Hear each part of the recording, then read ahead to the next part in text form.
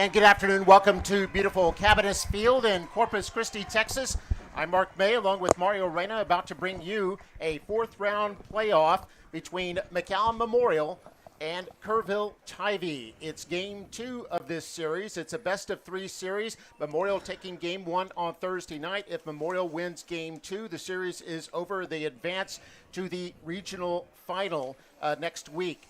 If Tivy should win, then we would play game 3 right after game 2 ends. So we'll have one game or perhaps both games here for you here today. It's going to be Memorial, who's the official home team. They're in the third base dugout, so they will be on defense first, and it'll be Tivy coming to bat here in just a moment. Mario, you were here for Thursday's game 1. Tell us a little bit about what happened.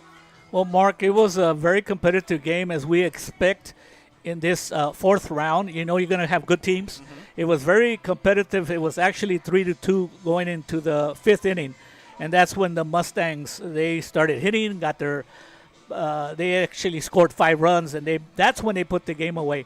But the big deal in that game, Mark, even though the pitching was good on both sides, it was David On. He was actually, I guess we can say, David On was on. Yeah. Because he had 11 strikeouts, and he had a no-hitter through 6 1/3 innings. And then R.J. Rios was that reliever that came in, got the last 2 outs. So it was a combined no-hitter. It was a very competitive game. It could have gone either way.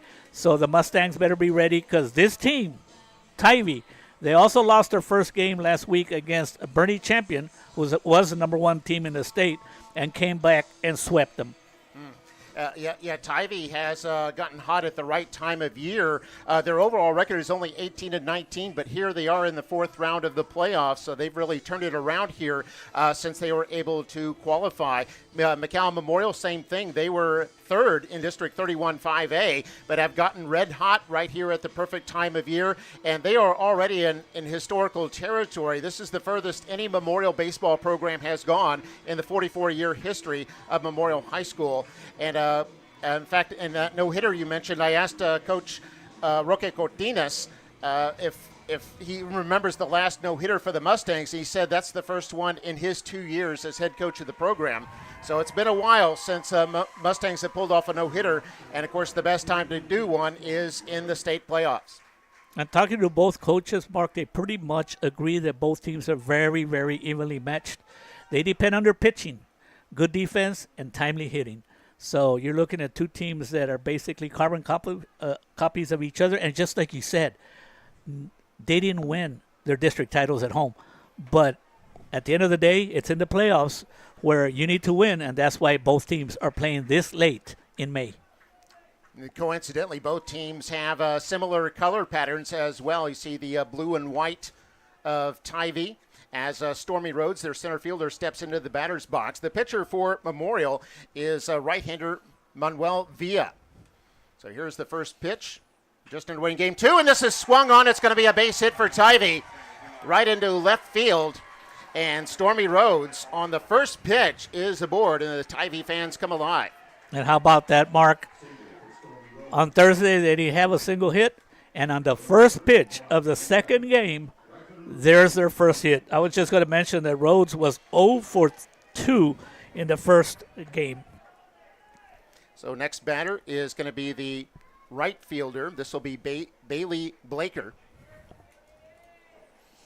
Throw over to first base, and Rhodes is back in time. Give you the defense for Memorial. Of course, we mentioned Villa on the mound. We got Lucas Cabrera behind the plate. Eloy Lozano is at first base. Daniel Flores at second base. Give you the rest in a moment. And the first pitch to Blaker. One thing I did notice, Mark, that when the Antlers got base runners, they were very aggressive, and they made things happen. First pitch was a ball.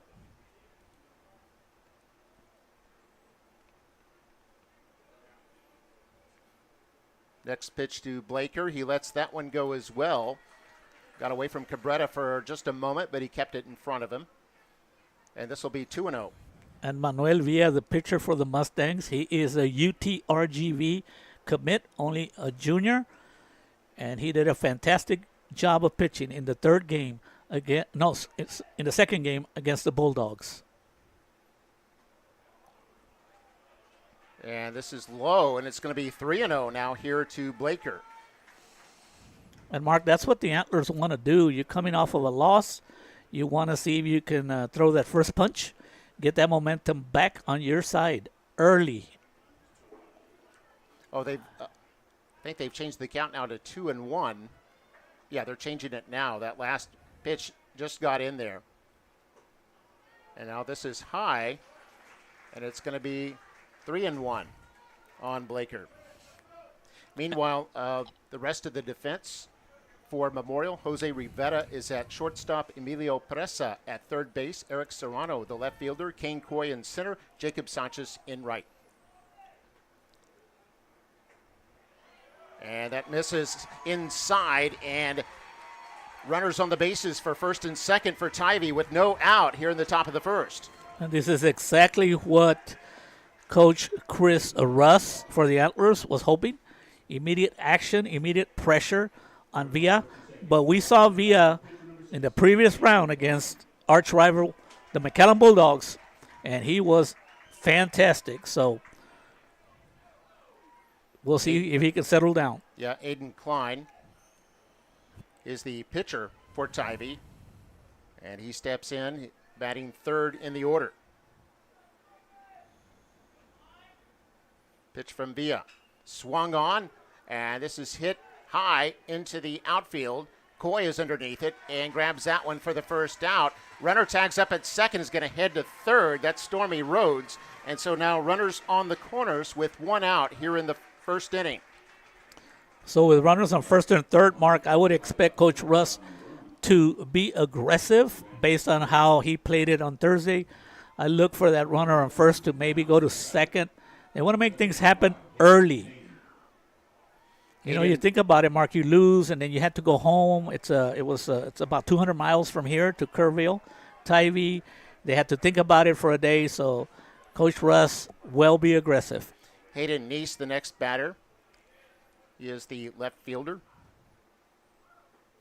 Runners on the corners with one out. Swing and a miss there for Neese. And Neese was 0 for 3 on game one. Pretty much, Mark, you're gonna if I refer to what they did, it was 0 for something. Yeah, no hitter for the Mustangs on Thursday, and squaring up to bunt misses, and I believe that's a strike. It'll be 0-2 now.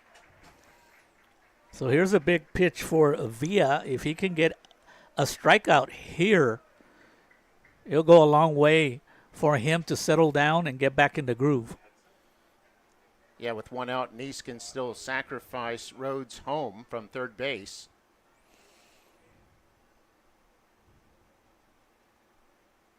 It's the 0-2. And that's a strike. And Neese has struck out.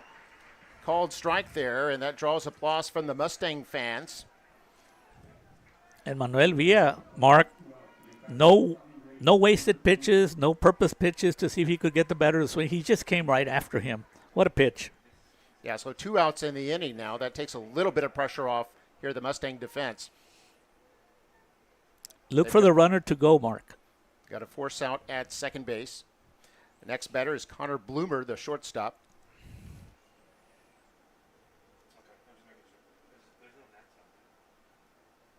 Bloomer was 0 for 3 against David Ahn in the last game. He struck out twice.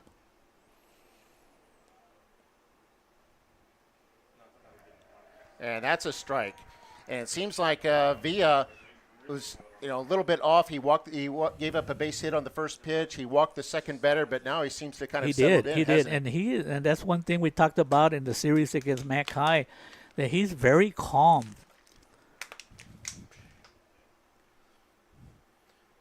Runners on the corner, swung on and miss. It's strike 2. And that was a good job by catcher Cabrera, Mark, because that ball was outside, and he got to it and prevented it from going to the backstop, because that means a run for the Antlers.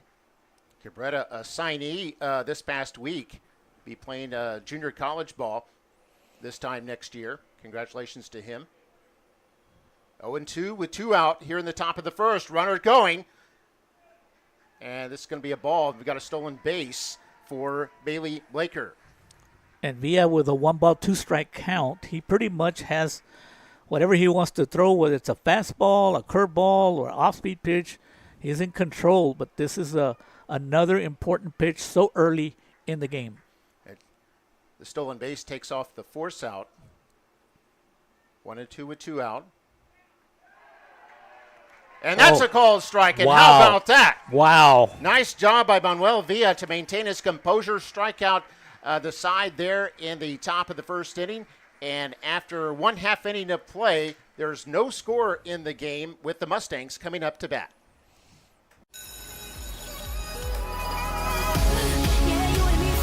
We are about learning.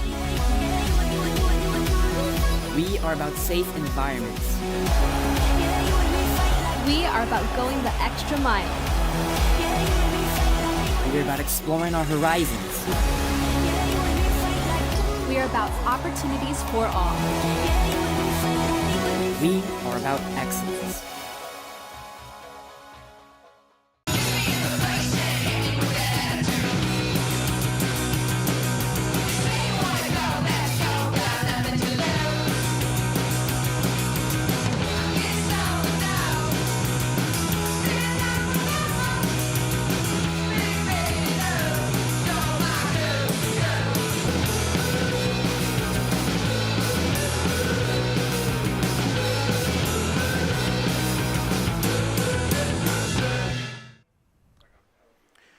And welcome back here at Cabinets Field. Mark May with Mario Reyna and the rest of our MITV crew. Hope you're enjoying our coverage. This live stream action of this 4th round playoff match. It's the regional semifinal between Kerrville Tivy, the Antlers, against the McAllen Memorial Mustangs. Tivy pitcher is going to be a right-hander, Aiden Klein. Where's number 6? Then the rest of the defense for Tivy includes Tanner Beck behind the plate, Robert Johnson at first, Jaden Harrington at second base, Connor Bloomer is at shortstop, Aiden Hernandez at third, Hayden Crease at left field, Stormy Rhodes in center, and Bailey Baker in right field. Batting first for the Mustangs will be Eric Serrano, the left fielder, followed by Jose Rivera, the shortstop, and then Emilio Presa, the third baseman. And that's pretty much the same lineup they've been using throughout the playoffs. It's been a successful lineup, so why not? Exactly. He's not going to change much. In the last game on Thursday, Serrano went 1 for 4, had a big double with an RBI. Here's the first pitch to Serrano, swung on, fouled back. It'll be strike 1. And Mario, I know both teams didn't really make much in the way of changes, did they, from Thursday night to today? No, you would know that you don't expect changes this late in the year. Pretty much the teams are set. And so, no, that's basically 100%. Only the pitchers are the ones that are changed. So we'll see if the Mustangs can put pressure on. That was 2 huge strikeouts by Manuel Villa. Here's the 0-1 to Eric Serrano.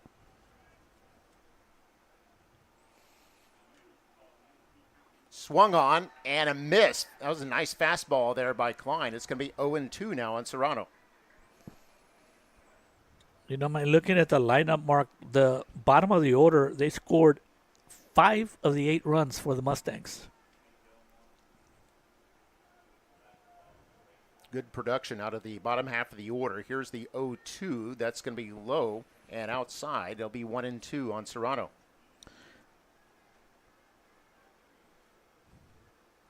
Kind of hot today. A lot of fans bringing their umbrellas, sunglasses, and I'm sure some sunscreen as well here at Cabinets Field. Wow, the fans up here and even people in the press box, they thought that Serrano was going to get called out on strikes. Yeah, it was a ball. 2-2 now to Serrano. Had a good eye there. Wind blowing pretty stiffly out toward left field. And this swung on, fouled back. It'll stay 2-2. And sometimes if you have to have extra pitches because the strike wasn't called for a strikeout, it hurts your pitch count. It hurts your pitch count, Mark. But umpiring, in fact, I umpired many games on this field back in the day, Mark. It's not as easy as people think it is.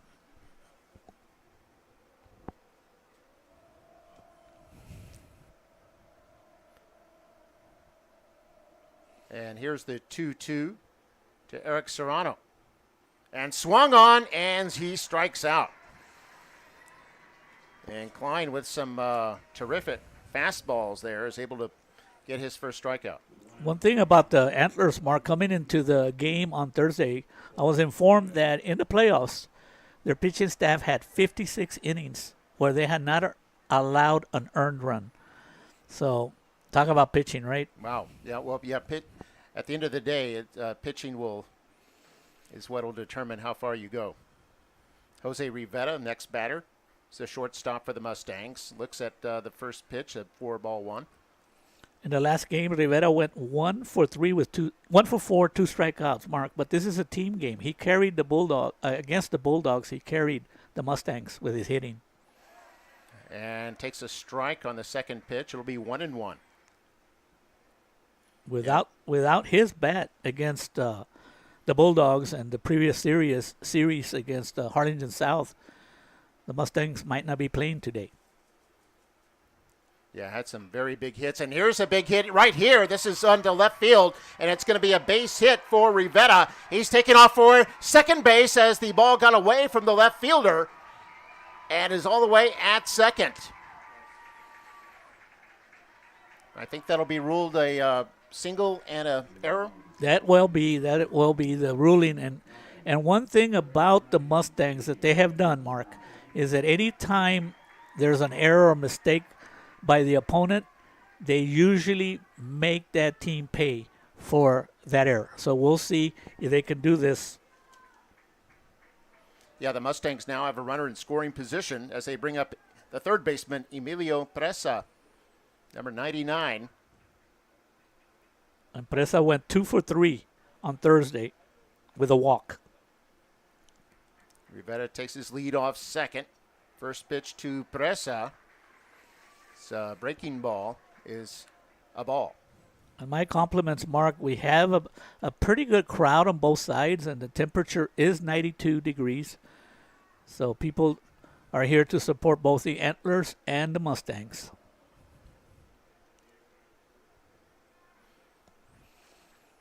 (1-0) to Presa. Swung on towards center field. It's going to bring a run in. Runners surrounding third, sliding in safely, and it's a run scored for the Mustangs, and they take the early lead, 1-0 here in the first inning. Jose Rivera coming in from second base and scoring on that one. He was running all the way, wasn't he, Mario? Yeah, he was. And one thing, Mark, he did a good job, Rivera, of reading the ball. Sometimes players might not know if it's going to be caught because it was kind of like a line drive, but he had a perfect reading. And that's what good baseball players do. Not only can you hit, but you got to be a good base runner. And Presa, like I told you, Mark, came into this game with a 2 for 3 night on Thursday, so he's a red-hot hitter. Eloy Lozano, the first baseman, is next. First pitch is outside for a ball. Lozano went 0 for 2, and he had 2 walks, but he had 2 strikeouts. So as a scouting report, I don't know what to tell you. Next pitch misses low for a ball. It's going to be 2-0. So Lozano ahead in the count, has a runner on first base. Only 1 out in the inning. 1-0 Mustangs, bottom of the first. And fastball missed inside. And now it's 3-0 to Lozano. Jacob Sanchez, the right fielder, is on deck.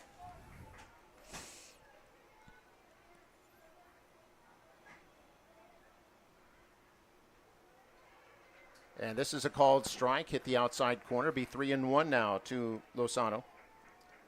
And Mark, as it is a reward for both teams being here, it's also a reward for the umpires, and I'll give you their names after this pitch. 3-1, swung on, grounder toward third, throw to second for one out, relay to first, and double play. Great defensive maneuver there by Tivy as Lozano hits into an inning-ending double play. And so after one full inning of play, it's the Mustangs 1, the Antlers nothing. We'll be back with the second inning right after this. McAllen ISD has teamed up with Hidalgo County Head Start to offer a free program. It's the perfect opportunity for 3-year-olds. This all-day program will place them with a certified teacher. Other advantages include high-quality instruction, dual language lessons in English and Spanish, around-the-clock supervision, and it's free. Children not only learn academics, but their social development will skyrocket too. This fall, the program will be offered at 6 elementary schools. Restrictions apply, so call this number or visit the website and apply today. McAllen ISD's world-class pre-kinder program is now open to all 4-year-old children, and it's free. Just register through the Skyward system. Don't have an account? No problem. Contact one of our elementary campuses or the Student Outreach Department at 956-687-MISD. Give your child a solid start to their educational journey. Register for free pre-K today.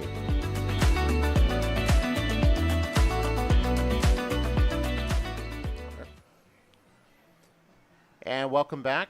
Mark May with Mario Reyna, the MITV sports crew. Our director is Roy Gonzalez. We also have Sam Juarez, who is on camera. And then also bringing you pictures for social media is Tori Alvarado. And Mark, I was going to give you the umpires. And one thing I want to tell the fans is, how do they get the umpires?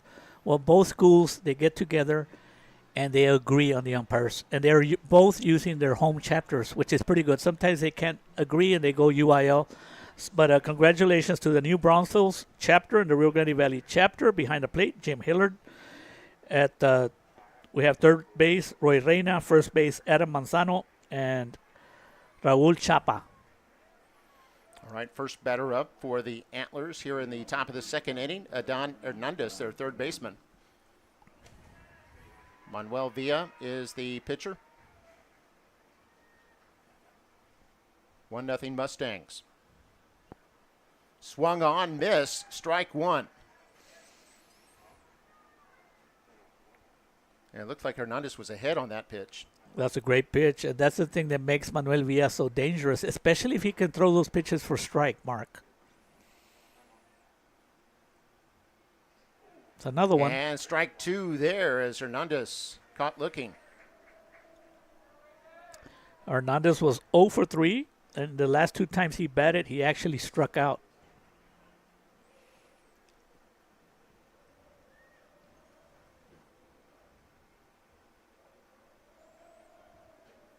Here's the 0-2 to Hernandez.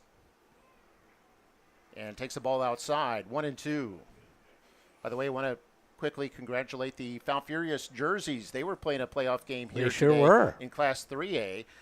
They were the 1 o'clock game. This is the 5 o'clock game. A lot of games going on this time of year at Cabanas Field. Yeah, the 1-2 misses outside to be 2-2.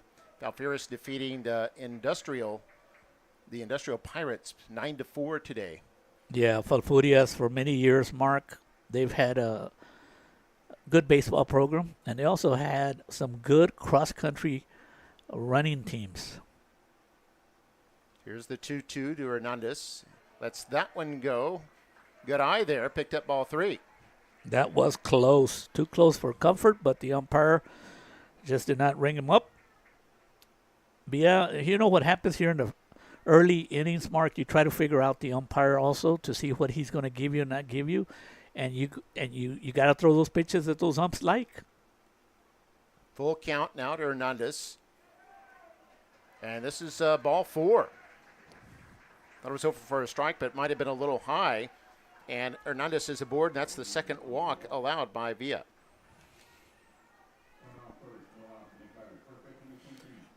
So just like in the first inning, the Antlers have the lead runner aboard, or the lead batter, I should say, aboard.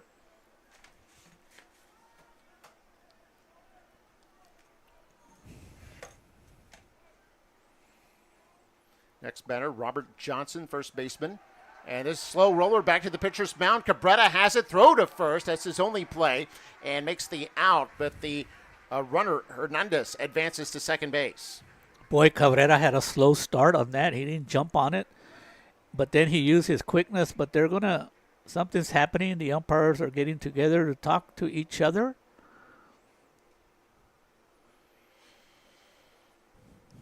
And that's a sign of right there, Mark. If you look on the field with the umpires, they're talking to each other. And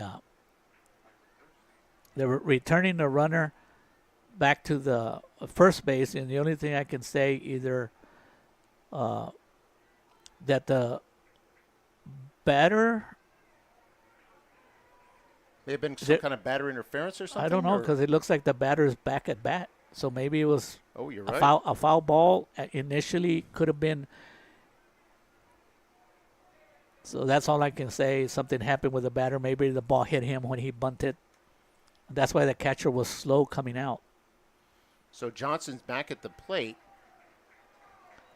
And the fans from Memorial are now giving the home plate umpire a hard time because there's been a lot of pitches that have been real close.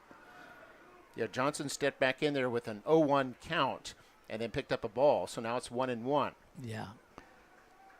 Because of the way catcher Cabrera reacted when he bunted, Mark, I think he saw that the ball hit the batter. So that's why they return him back to bat. Okay, so Johnson gets hit by a pitch here. And so he'll go to first, and that will move Hernandez now to second base. And because Coach Chris Russ was willing to give up an out in this at bat, he wanted a runner on second with one out. And now with runners on first and second, and it is a batter in the lower part of the batting order, you can expect another sacrifice bunt here. So, yeah, this worked out beautifully for Tivy. Like you said, they were going to willing to have a runner on second and concede an out, but now they've got first and second with nobody out as they hit the number 8 batter in the order, the catcher Tanner Beck. Yeah, and then when you have the first batter got a base hit, Mark, so you want to set the stage for him. Expect a sacrifice bunt. There it is. He's lined up for the bunt, but it takes a strike. It'll be 0-1. On deck is the designated hitter, Wiley Flores, who's batting in place of the second baseman, Jaden Harrington. And then they go back to the top of the order. The bunt needs to go to third so the third baseman can field it. It's the 0-1. Again, Beck was looking to bunt. Lets that one go by. And it's going to be 1-1. Here's where Manuel Villa has to do it again. The pitcher for the Mustangs, he's got to get his composure. He's not getting some strikes that he usually gets, so he's got to find that strike zone. Checks the runner at second. And this is bunted toward the mound. Villa picks it up, only play at first, and retires the batter, but 2 runners advance, and Tivy now has runners on second and third with only 1 out in the second. And that small ball by Coach Chris Russ, Mark, who was actually played with Texas A&M Aggies, was drafted by the Yankees. And he was very familiar with the Rio Grande Valley because you remember that professional team that was down there, the Rio Grande Valley Roadrunners? Oh, yes. He played on that team that was coached by Shad Treadaway, and Shad's dad, Reggie, was the assistant coach. Yeah, Chad Treadaway inducted last year into the Rio Grande Valley Sports Hall of Fame. Next batter, bottom of the order, is the DH, Wiley Flores. And this is high for ball 1. Runners on second and third here for Flores. Only 1 out.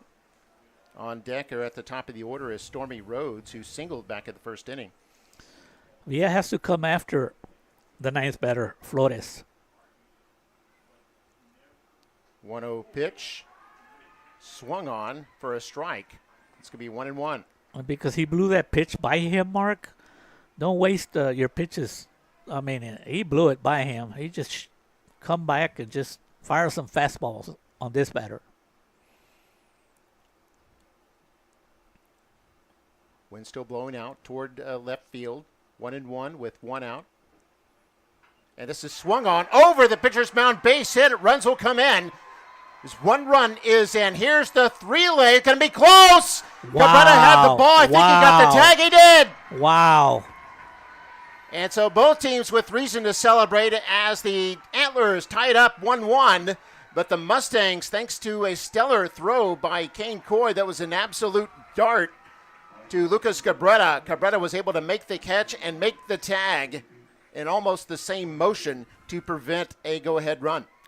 You know, coming into this game, Coach Cortines told me about the beautiful defense that Kane Coy can play because of his speed.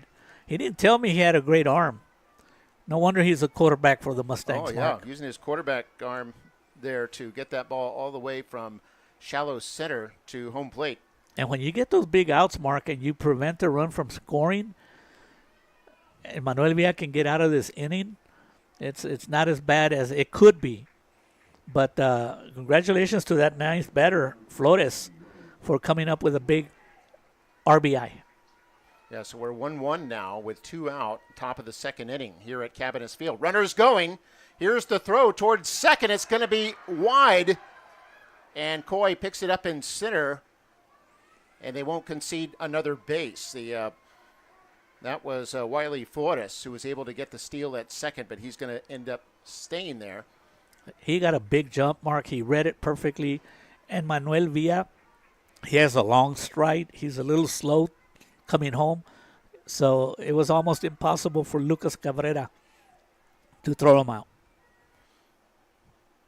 Stormy Rhodes at the plate. Pitch was a ball, by the way. Rhodes stranded at third after a single back in the first inning.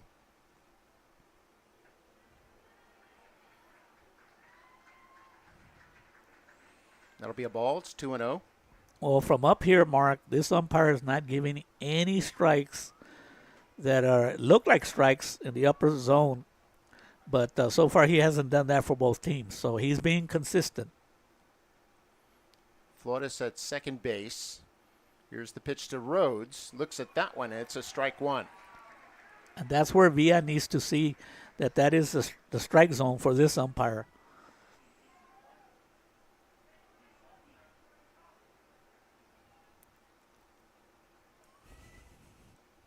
Two and one with 2 out, runner on second.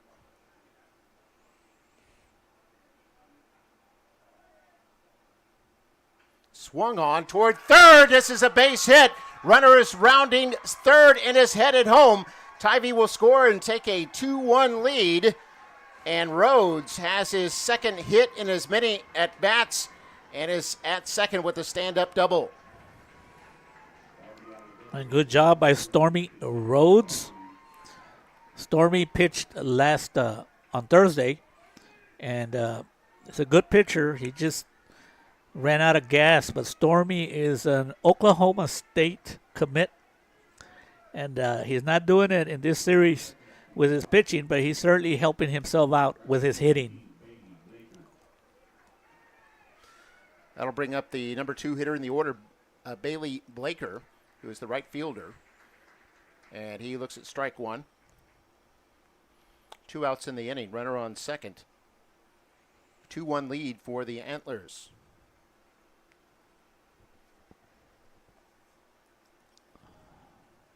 Pitch to Blaker. Swung on, missed. Strike 2. So those are 2 big hits by Flores and Rhodes to get the 2 runs. So can you imagine if they wouldn't have gotten that out at the plate, Mark, they would be sitting pretty here with a big rally. It'd be 3 runs and only 1 out at this point. Swung on and strike 3. A nice little strikeout there for the pitcher, Manuel Villa. So the Tivy Antlers are able to strike back, and they've got the lead. Their first lead of the series. They lead 2-1 here in Game 2. Mustangs coming up to bat in the bottom of the second right after this. I just wanna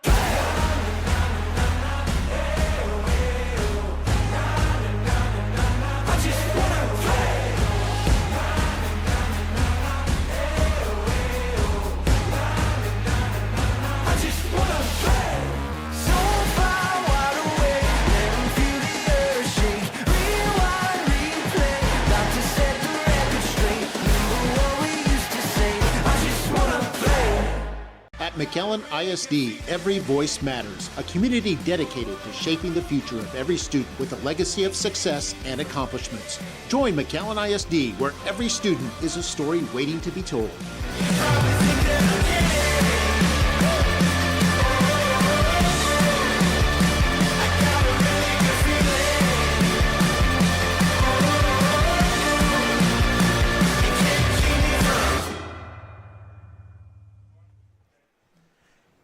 And we're back here at Cabot Field in Corpus Christi. Region 4 semifinal. Class 5A, Kerrville Tivy leading 2-1 here as we go to the bottom of the second inning. Mustangs winning game 1 by an 8-2 score on Thursday night and need one more win to clinch the series. And we know at this time of the year when you're playing in the fourth round, you got to have good coaching. I talked to everyone about Coach Chris from Kerrville. So Coach Cortines also played at his home campus, McAllen Memorial, and played college ball at UT Brownsville and Texas A&M Kingsville, pro ball in Mexico with the Monterrey Sultanes, coached at Rio Grande City. He's in second year back at Memorial, and boy, are the McAllen Memorial Mustang people happy that he came back, because he's helping to make some magic here with that motto that they have, which is, why not us? And that's awesome. I mean, it's just like, like saying, well, why not us, right?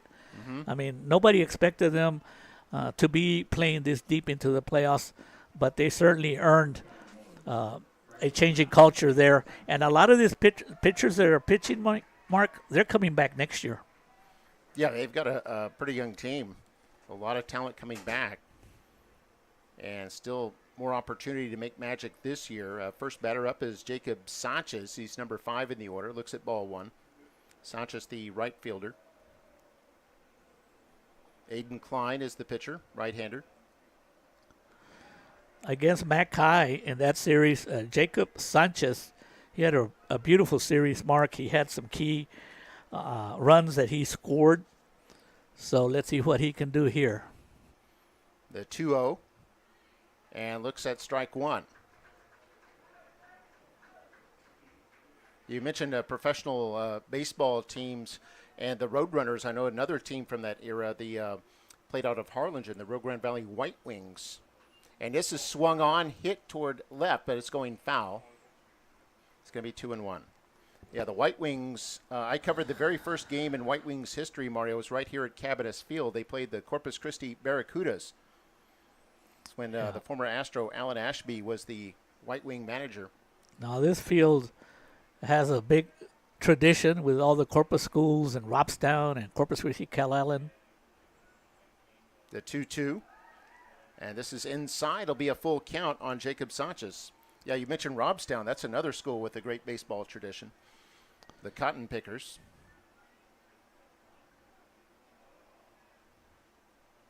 They definitely take their baseball very seriously here in the Coastal Bend area.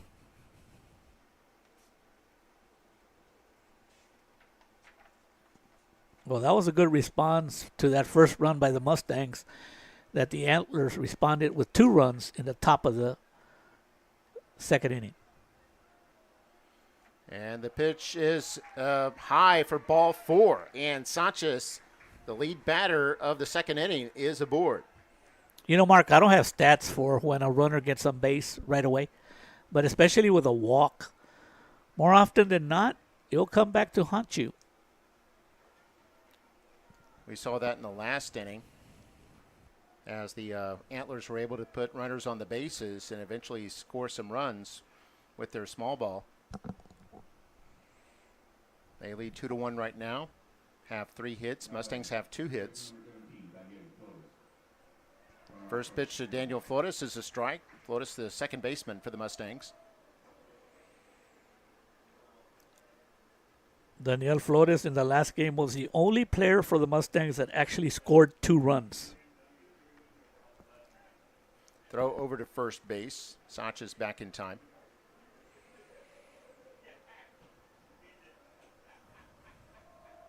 The stadium holds about 3,000, much less than that here today. And here, runner going for second, high throw, and a stolen base there for Jacob Sanchez. And that draws some applause from the Mustang faithful. Well, anytime you can get a runner to second, Mark, without giving up an out, no sacrifice bunt, obviously it gives you more opportunities to bring him in. So it's 1-1 to Flores now. Mustangs have a runner in scoring position with nobody out in the second inning. Will Coach Cortines do a sacrifice bunt now? Open stance here for Flores. You know, and I bet you right there when the pitcher stepped out, it was probably called by Coach Chris. He wants to see if the batter gives it away. Like, are we going to bunt? There it is. From Klein, there it, yeah, it did square up to bunt, takes a strike. 1-2 to Flores. And now with 2 strikes on Flores, I think it will be doubtful that he's, you know, because if he bunts it foul here, Mark, it's an automatic out. So 1-2. And this misses outside. It'll even up the count, 2-2. I noticed where the first baseman is lined up, Robert Johnson. It looks like he was anticipating a bunt.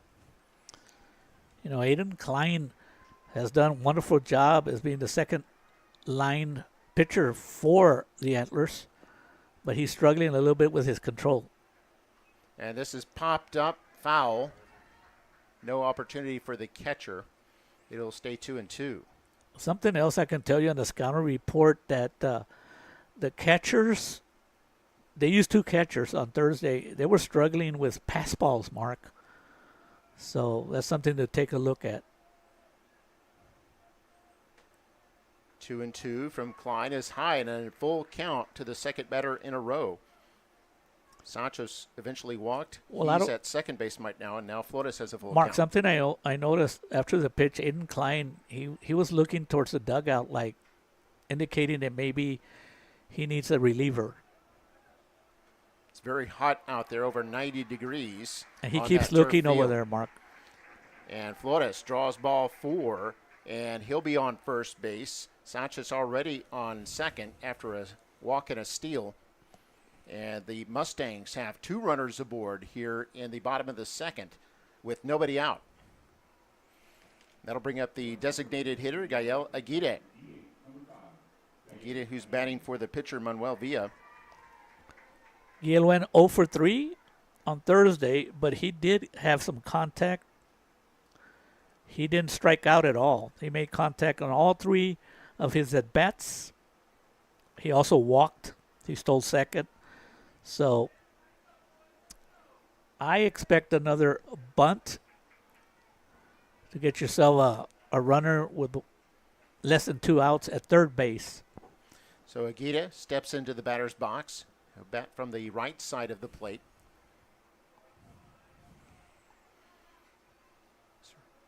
Squares up to bunt. Lets that one go. It's high for ball 1. And now Klein is even missing with his number 1 pitch, which is a fastball. So the Mustang batters need to sit on the fastball. I don't think he wants to throw any off-speed pitches. Big lead being taken at first by Flores. And this is going to be popped foul over the backstop. The other thing about bunting, Mark, it looks pretty easy, but it's not as easy as it looks.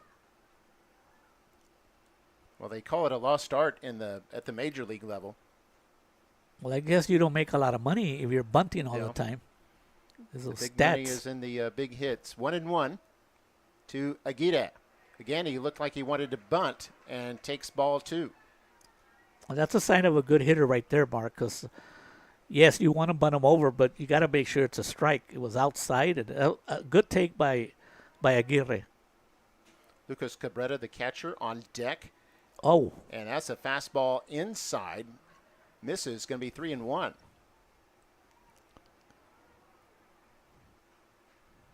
maybe now Coach Cortines with a 3-1 count. Who knows? He might let Gil hit away.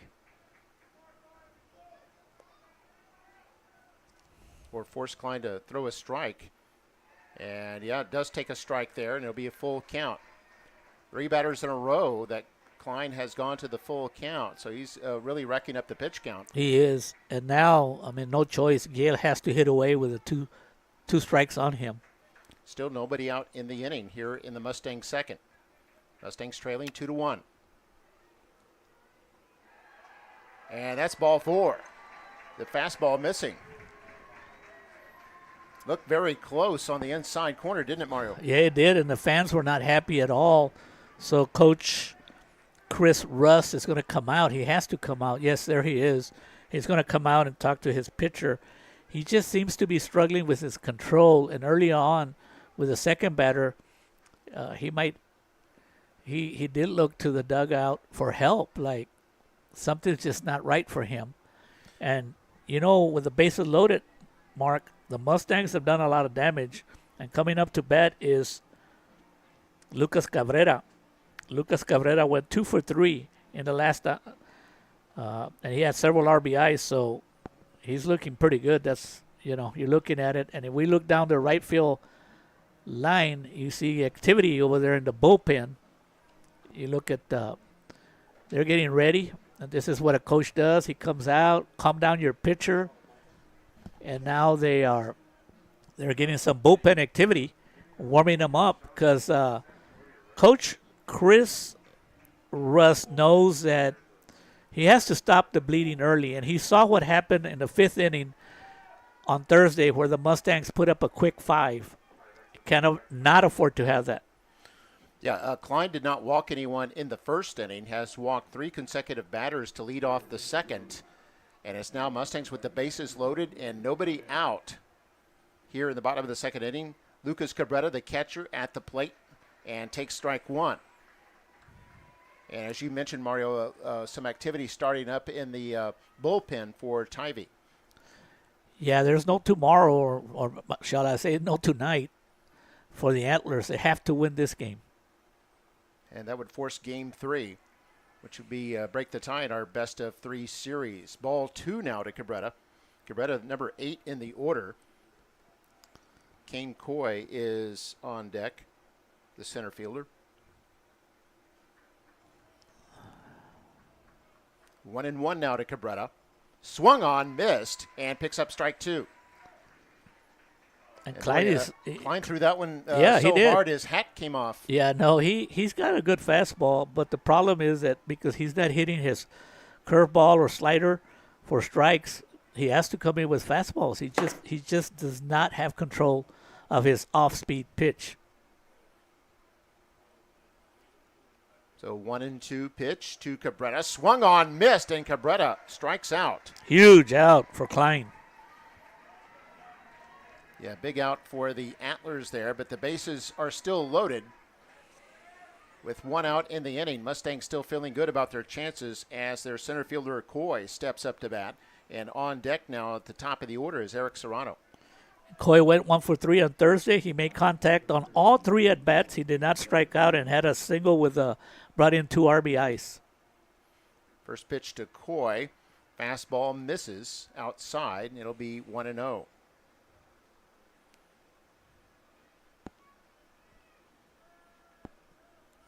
Mustangs with a win today would move on to the regional final, Region 4 Class 5A championship.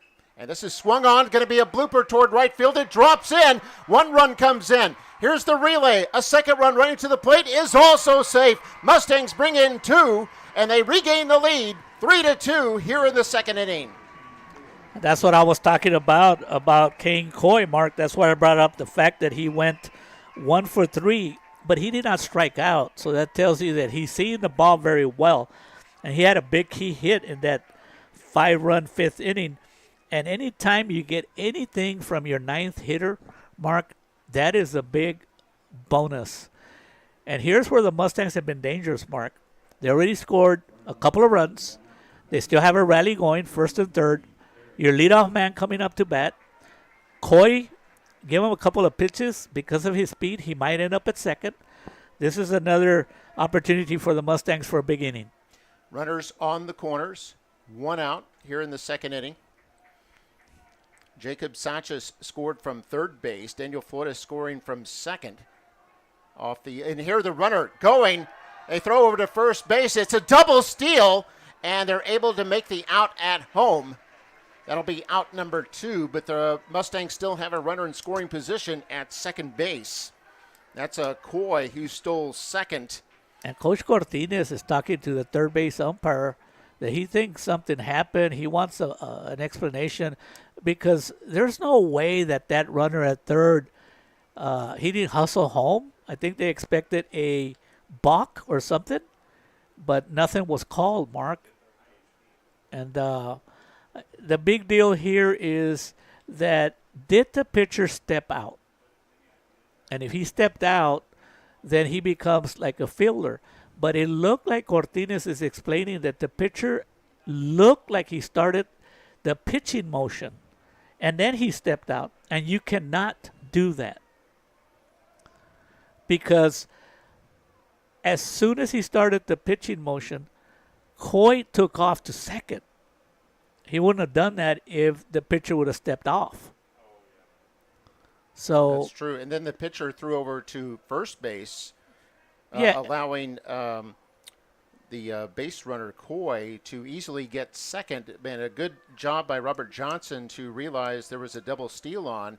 Johnson quickly, instead of trying to get the out at second, threw home to the catcher Tanner Beck, who was able to easily tag out Aguirre, who was coming in from third. But you're right, Mario. Aguirre did get a poor jump from third base. I think Aguirre and Coach Cortines both felt that was a balk, but we don't have replay. That's just, as a former umpire, that's something that I see from up here. The big deal is, did he start his pitching motion? Because there's no doubt he did step off. So that's a huge out. It kills the rally, basically, if no more runs come in. Yeah, 2 outs, and here's a swung on down the third base line. This is going to be foul ball, just barely, and it'll be strike 1. Boy, that looked impressive there. That was Eric Serrano who swung away on that. Because right now there's 2 outs with Coy at second, and if that other previous play wouldn't have happened, then the Mustangs would have been sitting pretty, more than likely, runners on second and third with 1 out, with your leadoff man, Serrano, at the plate. Aguirre, by the way, who came in from third and tagged out. He was out 1-3-2, pitcher first, catcher. And this is inside for a strike. It'll be 0-2 now to Eric Serrano. And that's the pitch that Aiden Klein is having success with. It's an inside fastball. Coy at second base. Serrano in an 0-2 hole with 2 out. And that misses outside. It'll be 1-2. Serrano striking out in the first inning. Serrano started off the ball game on Thursday with a double.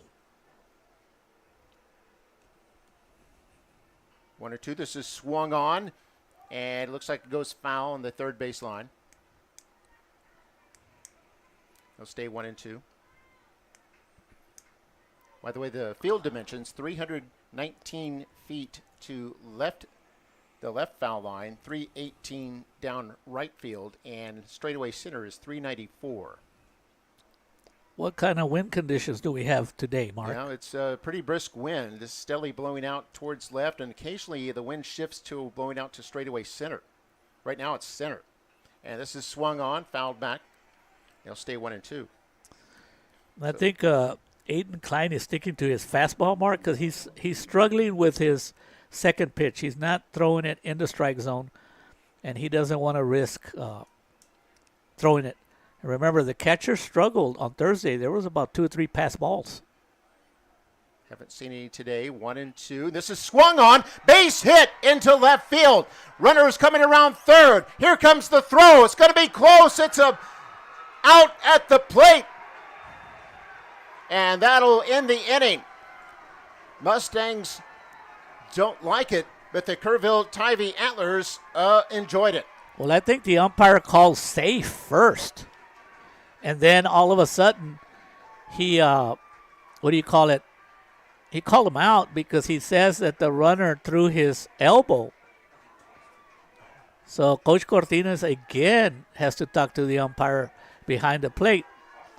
Now, I don't know if I want to say anything like this, Mark, but the umpire is representing the Kerrville Tivy area, and 90% of the time when you make the calls, they usually stick, and more than likely, maybe the batter runner did put out his elbow and caused the ball to be jarred loose, because at the end of the day, the ball was there.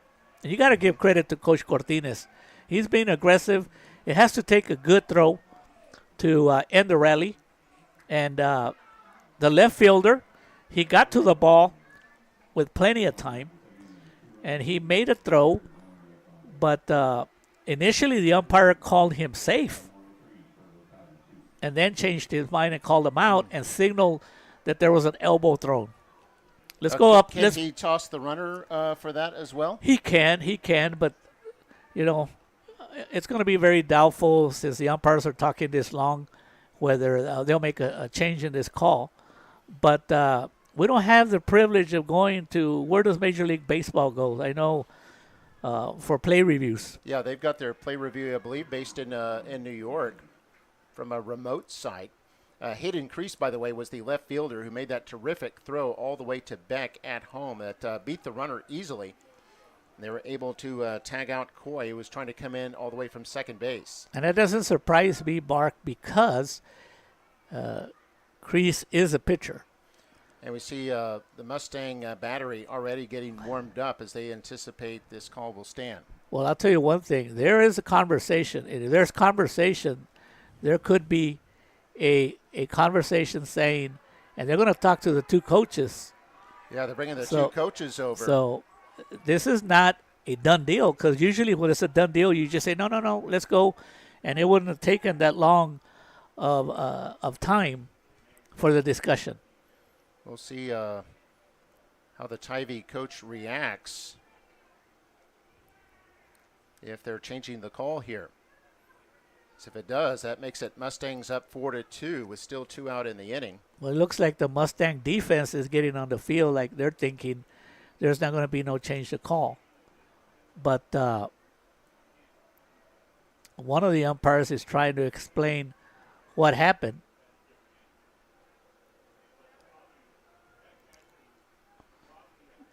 The only thing that happened is that the catcher was not at home plate where the ball came. It came off to the left side. So we know that I am surprised that this is taking this long. Now, why did they call the runner initially safe? Is it looked like the tag was well ahead of the runner touching home plate? Well, that's what I didn't see the ball coming loose, but obviously the ball maybe was juggled a little bit and he didn't hang on to it. So yeah, he may not have had firm control of it, or it could even have had it in his right hand. And yeah, if you tag but with the glove, they're going to there's no stick to the ball. call because the coach from Kerrville Tivy is going to go ahead and go to his So the coach. call will stand. It's 3-2 after 2 innings of play. We'll be back with the third inning right after this. To be or not to be? That is the question. Line? Hello? Hello? Attendance today, success tomorrow. Attendance matters.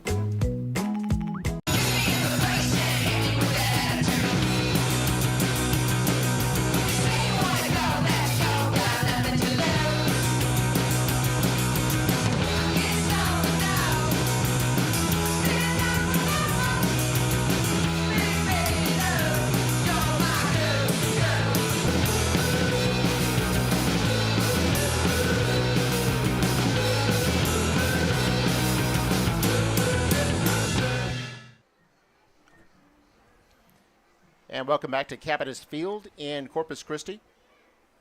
Mark May with Mario Reyna about to start the third inning. It's been an exciting game so far. We've seen runs in each inning. Both teams getting 2 runs across in the second inning. Mustangs had gotten a run across in the first as well, and they lead it 3-2 on 4 hits. Tivy has 3 hits.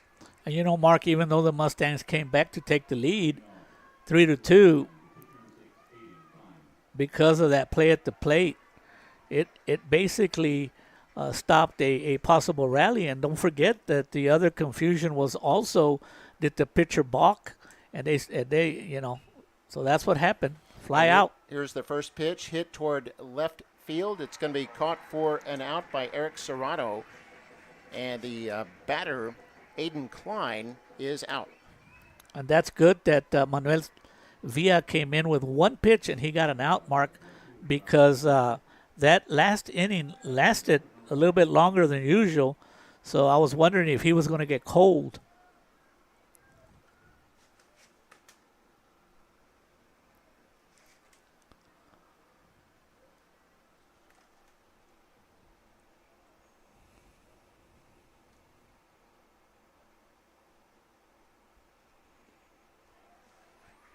There's a strike one to the batter, the number 5, Hayden Neese.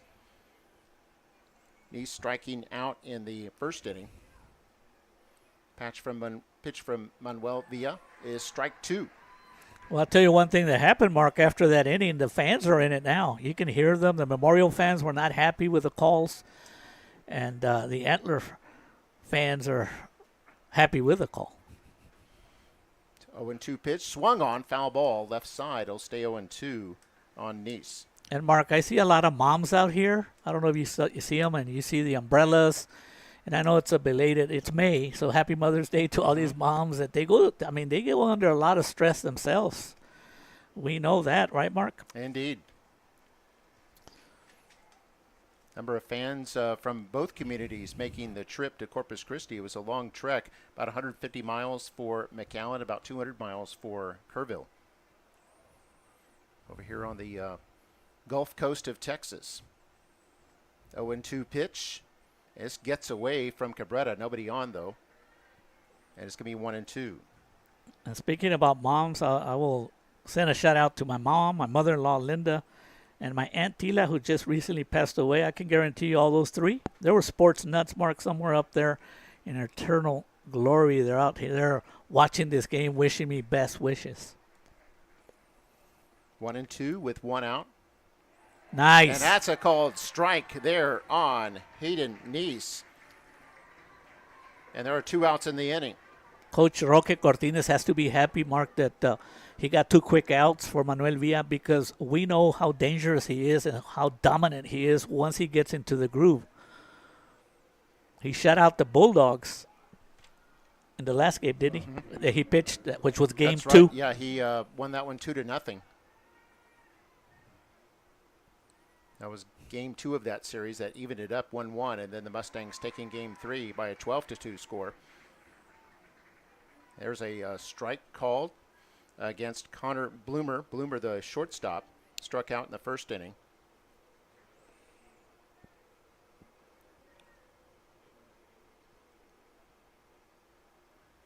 This is swung on, gets through the pitcher. It's going to be a base hit up the middle, and Bloomer is aboard with 2 out in the Tivy third. And on that one, you can say that was a mistake by Manuel. I mean, it was a good pitch, but it was right down the pipe, and that's not the type of pitcher that I saw against the Bulldogs. He was hitting the corners. He was hitting the strike zone upstairs, but that one was just like right down the pipe. 4th hit of the game here for the Antlers. Adon Hernandez comes up. Now, Hernandez walked back in the second inning, eventually scored off an RBI by the DH, Wiley Flores. Runner was going. Pitch was a strike.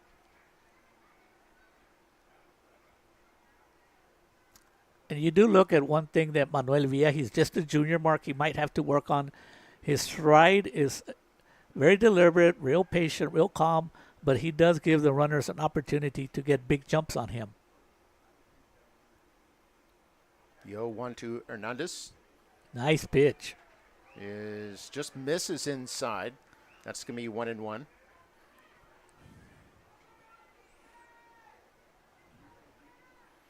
Bloomer at first base.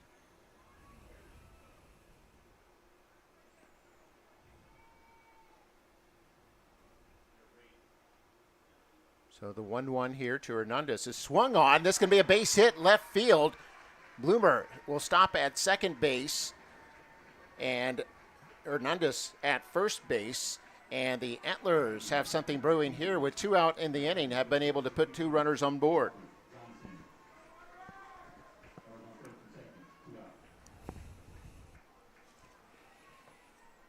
So now Johnson's the better. What did he do the last time? Yeah, Robert Johnson. He was hit by a pitch, and then eventually was thrown out at the plate. If you remember that play. Yes. That prevented the Antlers from having an even bigger inning than they had. They got 2 runs across. Could have been 3 or more. If not for a great throw by Coy and a tag by Cabrera. 2 outs in the inning here for first baseman Robert Johnson. And this could be a high grounder to first base. Lozano has it. He'll tag the bag for out number 3. So the Antlers strand 2, get no runs across in the top of the 3rd inning. Mustangs still ahead, 3-2, and we'll be back with the bottom of the 3rd right after this. Hey, ready. Let's go. Hey, where's he at? Not here today, man. Attendance today, success tomorrow. Attendance matters. McAllen ISD has teamed up with Hidalgo County Head Start to offer a free program. It's the perfect opportunity for 3-year-olds. This all-day program will place them with a certified teacher. Other advantages include high-quality instruction, dual language lessons in English and Spanish, around-the-clock supervision, and it's free. Children not only learn academics, but their social development will skyrocket too. This fall, the program will be offered at 6 elementary schools. Restrictions apply, so call this number or visit the website and apply today. And welcome back. We're at Cabinets Field in Corpus Christi, a neutral site between the Kerrville Tivy Antlers and the McAllen Memorial Mustangs. 4th round of the state playoffs. Winner goes to the 5th round. Mustangs have never been to the 4th round before.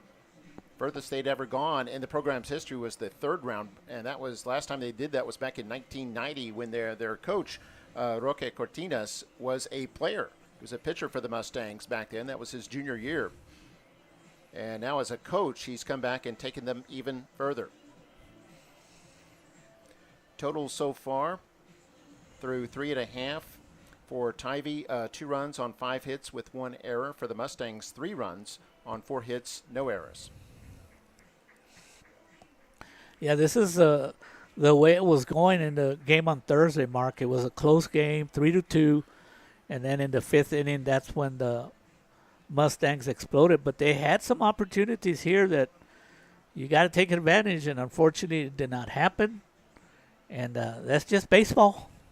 That's all you can say. That's baseball. Now, if Tivy wins this game, we will stay on the air for Game 3, which would decide the series. If the Mustangs win this game, there is no Game 3. And the Mustangs move on to the 5th round. Now batting first here, Mustangs have some heavy artillery coming up, Mario. Jose Rivera here stepping up to the plate.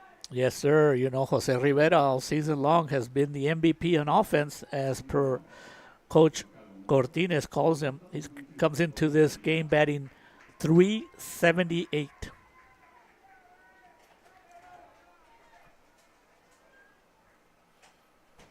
So here's Rivera. Looks at the first pitch, takes a ball. It's a fastball that missed by Klein.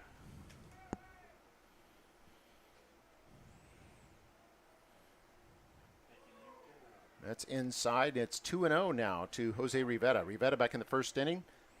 He singled, then actually took second on an error by the left fielder and eventually scored.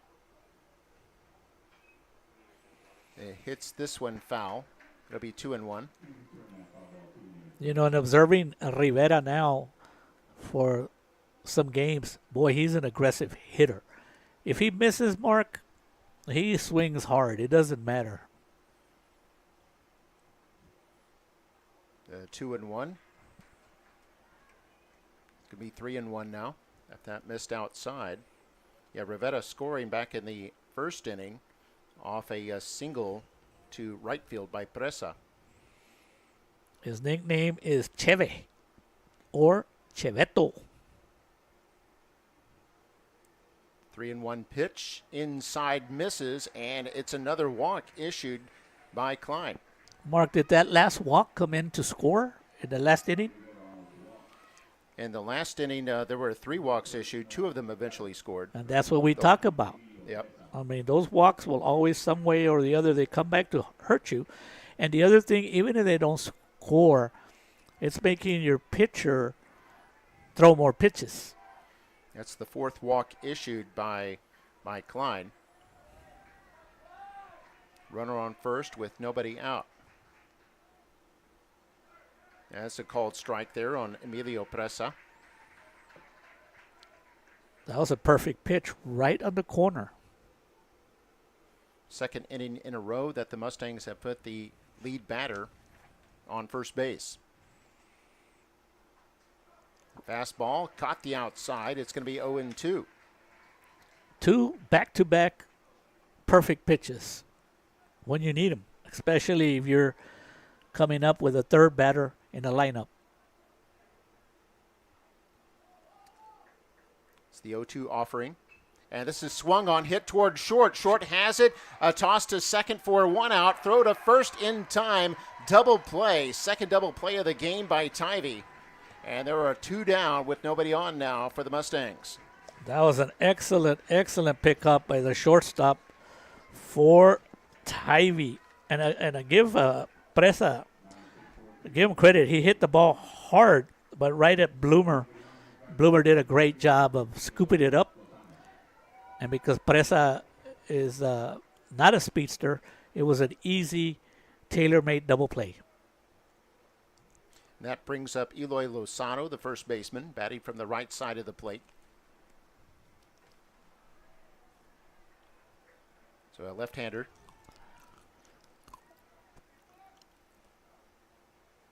Back-to-back left-handers in the lineup for the Mustangs.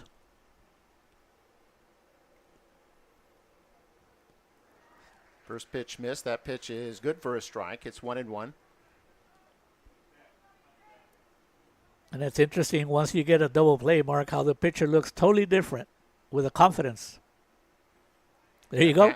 Yeah, fastball inside. It's 1-2 now to Eloy Lozano. Lozano hitting into a double play back in the first inning. You can tell Klein wants the ball right away when things are going well. In the other innings when he was struggling, he was just taking his time. Now he's ready to go.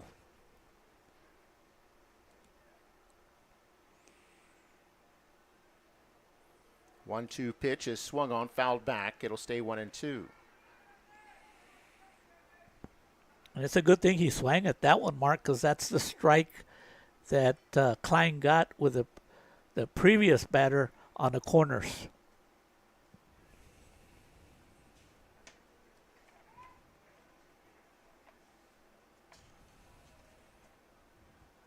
The bottom of the third here at Cabaniss Field. 1-2 pitch is a ball. It'll be 2-2 now to Eloy Lozano. Both teams are used to playing under pressure, Mark, because they had to win 3-game series. Comes back with the fastball, and that's going to be ball 4. There. Yeah, I think it hit him. Oh, did it hit the pitcher? Yes. Uh-huh.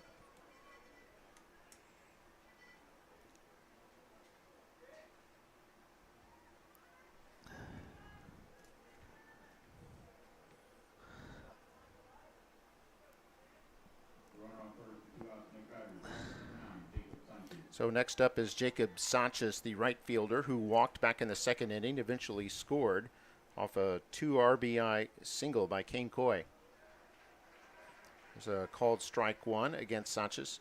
And Klein started him off with a curveball, and that's the pitch he's been missing. If he can continue to throw strikes with a curveball, he'll be all right.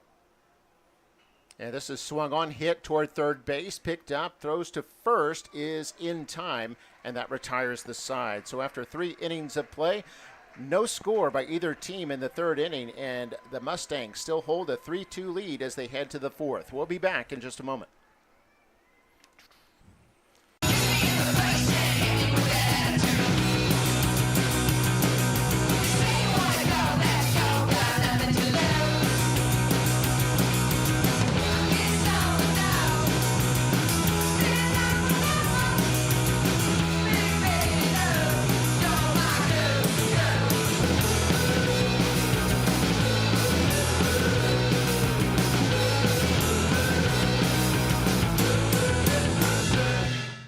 McAllen ISD is a place that offers rigor and choice. Want to study for a college associate's degree? We've got that. Looking for rigor tied to global standards? We've got that too. And coming this fall, a new collegiate academy giving students more career choices than ever. Call today. And we're back here at Cabinets Field. 3-2 our score. Mustangs in front of the Tivy Antlers. MITV bringing you live stream coverage of baseball. We had the series last week with the Mustangs and Bulldogs. And now game 2 and possibly game 3 here today between the Mustangs and the Antlers. See a couple of seagulls occasionally flying across the infield. We're very close to the ocean here in Corpus Christi.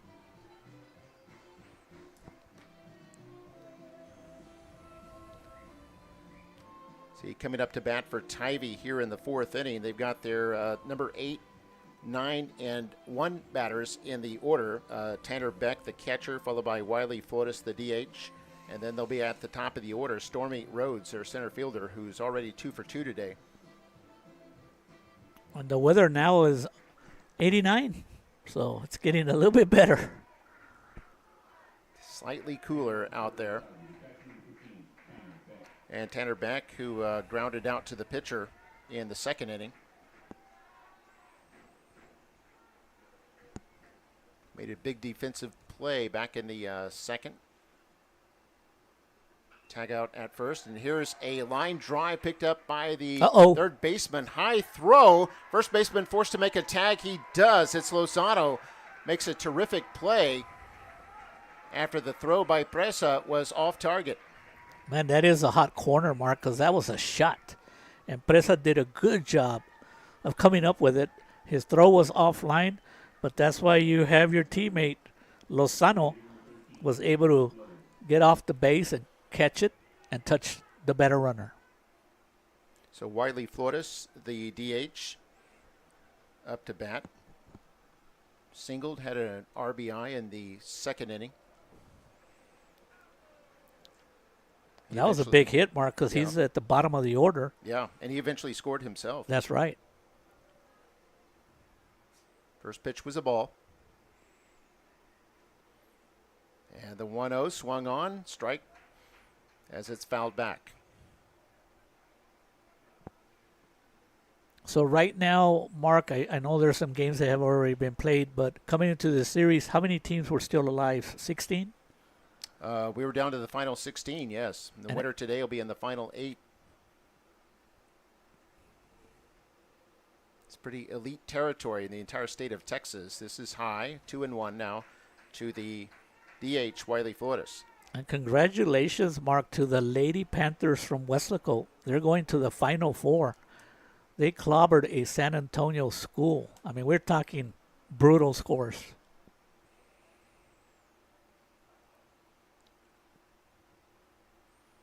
Pitch from Villa. And there's a called strike. It's going to be 2-2 on Flores. It looked like the batter was taking all the way, hoping for a 3-1 count. Good pitch by Villa.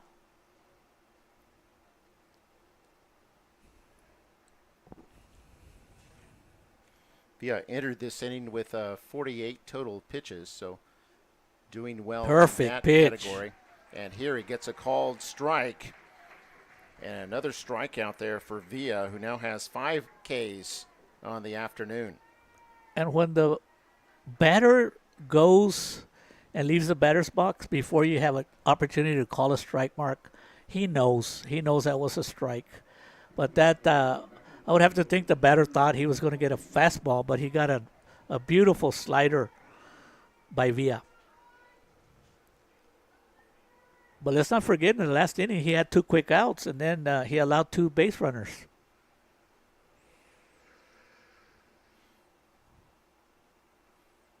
First pitch is a ball.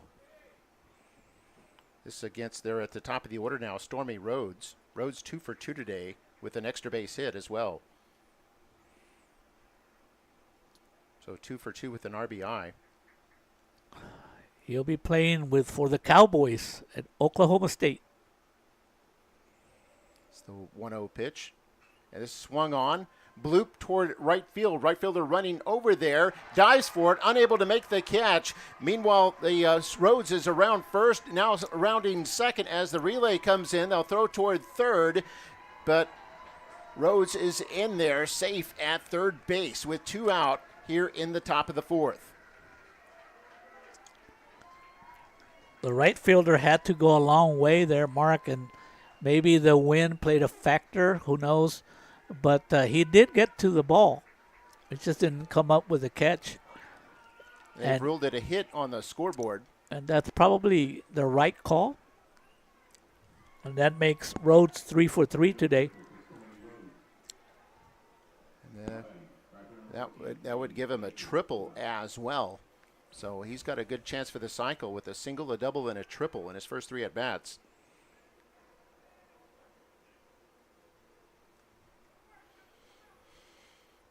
Next batter's Bailey Blaker, who is 0 for 1, struck out in the second inning after walking in the first. You know, and Villa, in the game against Mackay, he did make some real important, solid pitches when he needed to. This is the 1-0, swung on, ground ball. It's going to be fielded by the third baseman. It's just barely fair, and they throw toward first base, not in time. A run comes in, and we're tied 3-3. Rhodes was able to score from third after the batter runner Blaker was safe at first and beat the throw.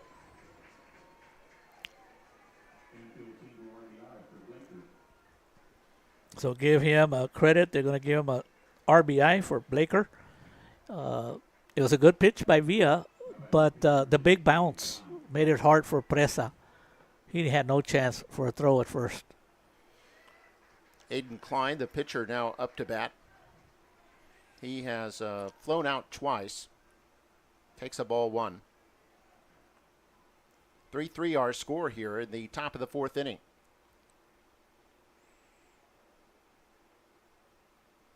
Runners going. Here's the pitch outside. Throw to second, not in time, and Klein has a steal. And that's what the Antlers will do to you if you allow base runners. They're going to run on you. They're going to get to second. So a single turns into a double. You're in scoring position. You got a good hitter up at the plate. Villa has to get strong. He needs to make the pitches. He's down 2 balls and no strike. Yeah, Blaker takes a lead off second base. Here's the 2-0 pitch to Klein. That's going to be 3-0 now on Klein.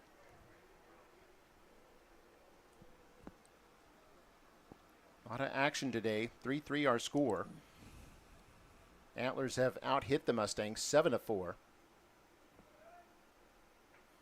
And this is outside. It's going to be ball 4. And the Antlers, with 2 out in the inning, have 2 runners on board. And I think Coach Cortines, yes, he's coming out of the dugout. He's going to come and calm Manuel Villa down. And Mark, he started off with 2 outs.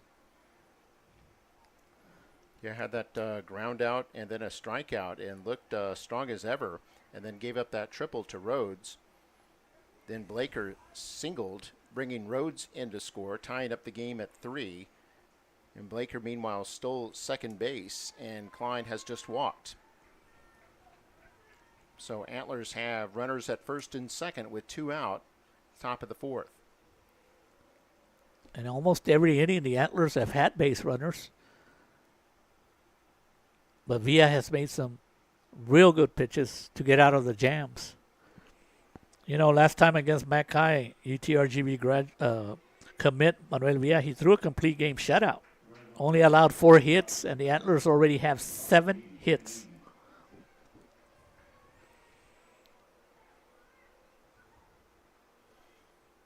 So this is Hayden Neese, struck out twice. And he hit him. And is hit by a pitch. And now, believe it or not, the bases are loaded. All this happening with 2 outs. A run has already come in. And I look down the left field line, it appears like the Mustangs now have a pitcher warming up. Big spot in this game, Mark.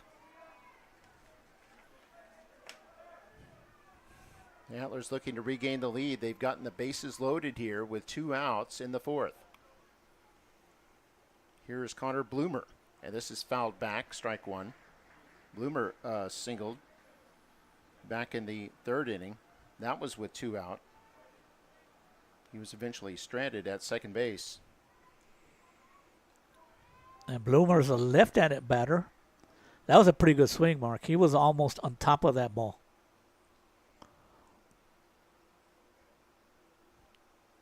A 1 pitch to Bloomer. Lets that one come inside, and now it's going to be 1-1. And now Manuel Villa is not hitting on his off-speed pitch, so more than likely he's going to come in with a fastball, and you know Bloomer is going to be sitting on a fastball. Bloomer, the shortstop. 2 out, bases loaded. Lets that one go, but they appeal to the first base. It's going to remain a ball. Yeah, the umpire called it a strike. It could have gone either way.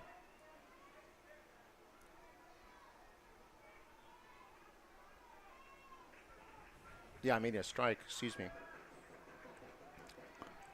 And that puts the batter in the hole with 2 strikes. So that's a big difference of 1 pitch, Mark. When you're up 2-1, I bet you there's a difference of about 200 points in the batting order or in your batting stat.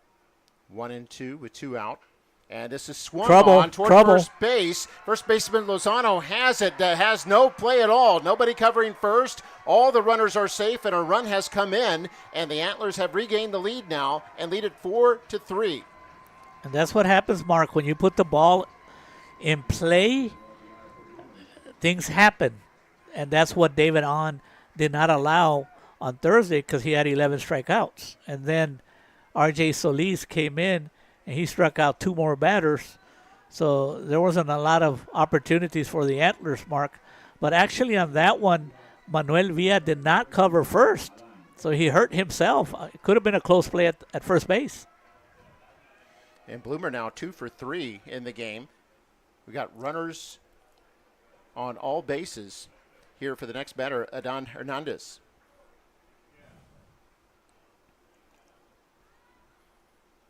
Two runs have come in this inning. And the bases loaded, all with 2 out.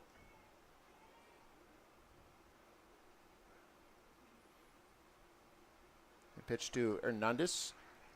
After ball 1, that was low for ball 2. The other thing I've noticed on Manuel Villa, Mark, is that now he's like almost trying to aim his pitches. He's not as relaxed as he has been in the previous games. And he's just got to get his composure. He's done it before. There's no reason why he can't do it again.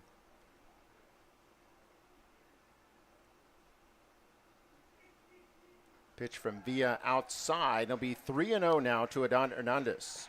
Hernandez walked in the 2nd, singled in the 3rd. And I think Villa knows that if he doesn't get this out, he might come out of the game. And this is high, ball 4. Yeah. That brings in a run. It'll be 5-3 now for Tivy. And here comes Cortines. And Cortines coming out.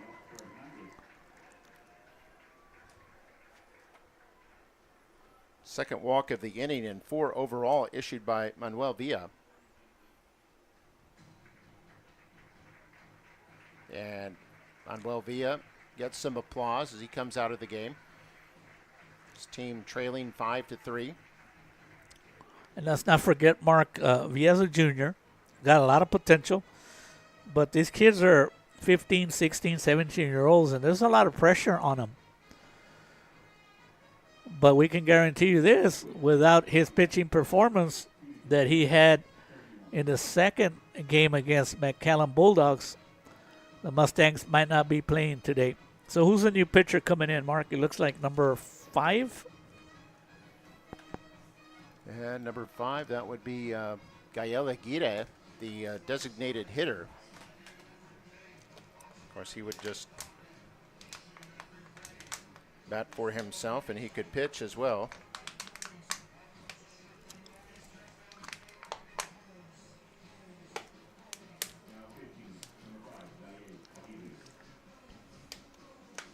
And Agita warming up now. Agita, a right-hander. Like I mentioned before, Mark, Tivy, they didn't win the first game, but because they've won some important games down the road, they're a good ball club. Anytime you beat the number one team in the state, you know you got a good ball club. And they had to come back after they lost the first game.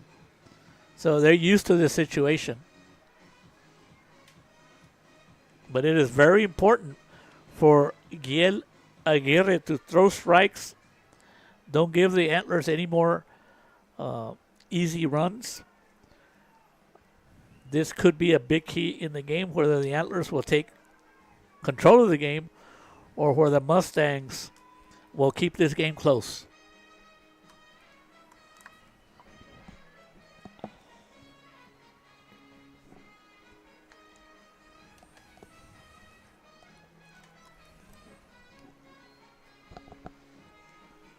So Manuel Villa goes 3 2/3 innings, struck out 5, walked 4, allowed 8 hits, and 5 runs all earned, and he's still responsible for 2 more runners.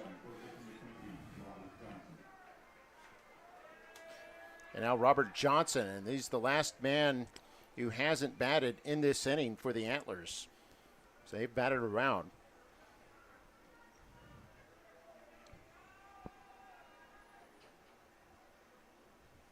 And the first pitch by Agita. Agita, the right-hander. Pitch rolled away from Cabrera, but all the runners stay home. And anytime you're a reliever, Mark, those first 2 pitches, those are the hard ones to get your strikes, to get that confidence on your side. And there's a strike. Fastball down the middle, and it's 1-1 here. Well, I don't know. The Kerrville Tivy fans thought that was right up the middle. Mm-hmm. I could hear them all the way up here. The 1-1 to Johnson. Outside, it's 2-1. Johnson hit by a pitch in the second inning, was eventually thrown out at home, then grounded out to first in the third inning. So he's 0 for 1 today. And this is swung on, foul ball on the left side. It'll be 2-2 with 2 out.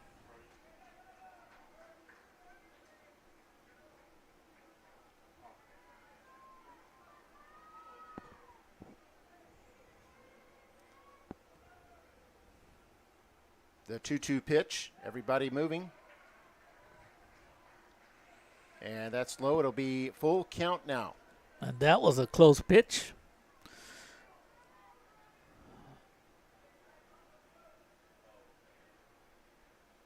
I want to come back to this pitch to see what happens, Mark, how important it's going to be in this game. It's a 3-2 pitch with 2 outs. All the runners moving. Ground ball to first. Lozano has it and steps on the bag to retire the side. But damage done by the Antlers in the top of the 4th inning as they get 3 runs across and take the lead 5-3 as we head to the bottom of the 4th. We'll be right back.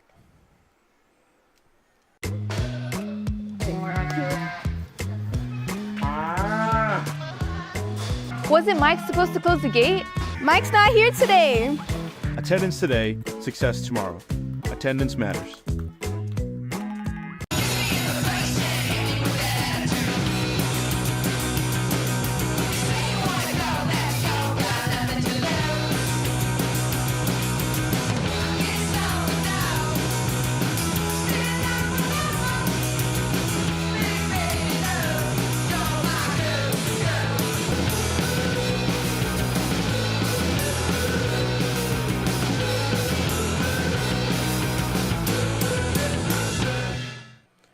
And welcome back. Mark May with Mario Reyna. We hit the bottom of the 4th inning. Mustangs down by 2 runs now, 5-3. after Tivy does a lot of damage. Their first two batters made an out, but then they got to the top of the order, and Rhodes started it off with a triple that led off to a 3-run inning with 3 hits and 2 runners stranded on base. Tivy's had a lot of base runners today, Mario. Have 7 that they've left on base. They have 8 hits, and of course 5 runs to show for that. Yeah, it's a seesaw battle. And for the Mustangs, coming up here in the bottom of the 4th, it'll be the second baseman, Daniel Flores, followed by the pitcher, Gael Aguirre, and then catcher, Lucas Cabrera.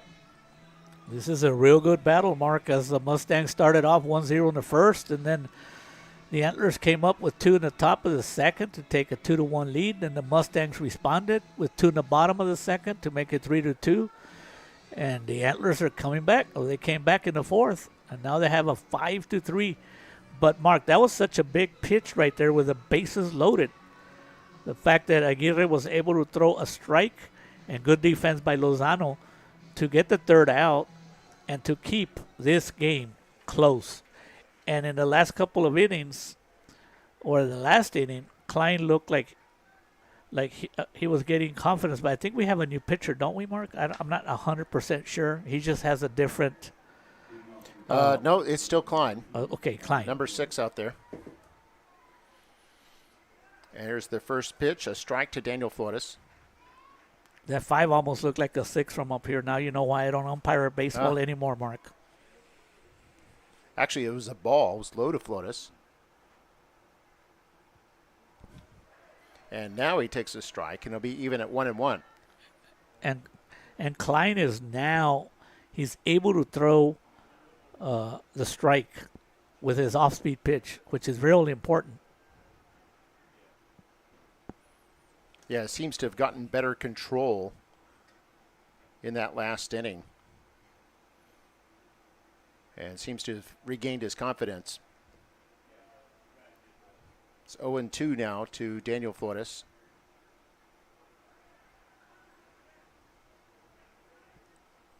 So they've corrected the count. It was I said 1-1, but they corrected it to 0-2. But it's now 1-2. That last pitch of ball.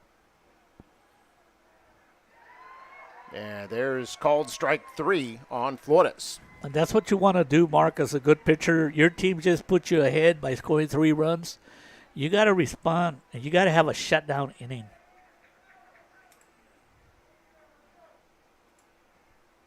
That'll bring up Gael Aguirre. Came in to pitch in the last inning, got the last out with the bases loaded. And he walked back in the second inning, was eventually thrown out at home on a double steal attempt. Takes strike 1. There you go. I mean, you can see the difference in Klein. I mean, he wants the ball right away, his mannerisms. He looks like he's getting his momentum on his side.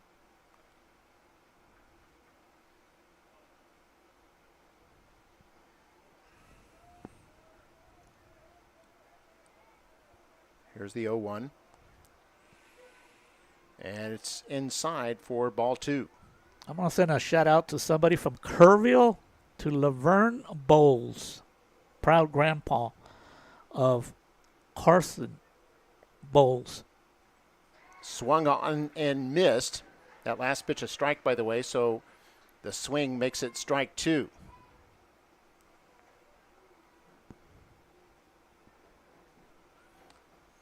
One and 2 with 1 out. Nobody on here for the Mustangs in the bottom of the 4th. They trail 5-3. Swung on and missed, and Aguirre becomes the second strikeout victim of the inning.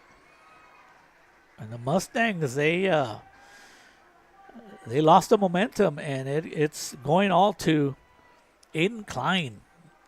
I mean, now he's bringing the stuff that he probably always had as he struggled in the first 3 innings.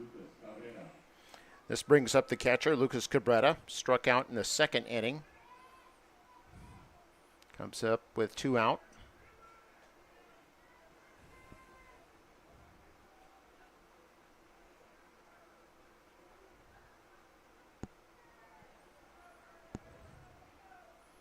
So 1-0 to Cabrera. And there's a called strike. It's going to be 1-1. Klein is now hitting the strike zone for strikes.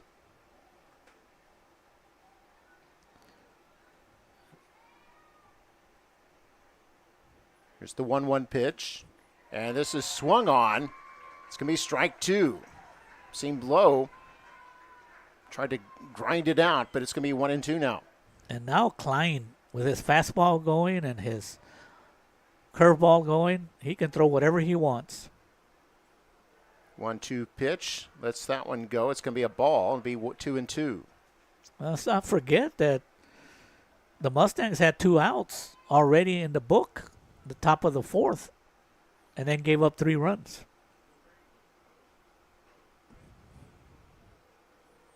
2-2 swung on, popped up over the third baseman. Shortstop settling under it. Now, so left fielder comes over. That ball kind of moving in the wind, but a nice catch there by Hayden Crease to retire the side. And big cheers from the Tivy Antler fans as their team gets 3 runs across and takes the lead, and then they hold the Mustangs scoreless in the bottom of the 4th. So after 4 complete, it's 5-3 Antlers. We'll be back for the 5th inning right after this. I just wanna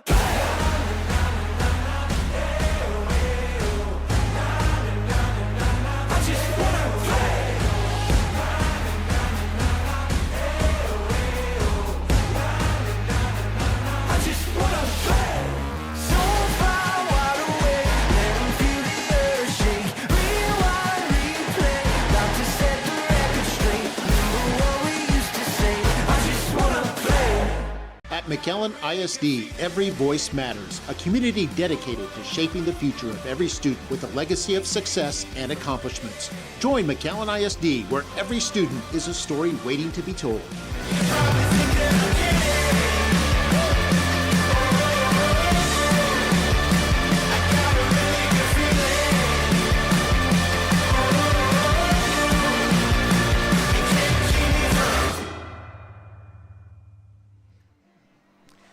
And welcome back.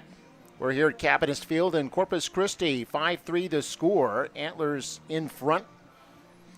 Antlers scored 2 in the second and 3 in the 4th to get their 5 runs. Mustangs had 1 run in the first, 2 in the second, and have been held scoreless in the 3rd and 4th.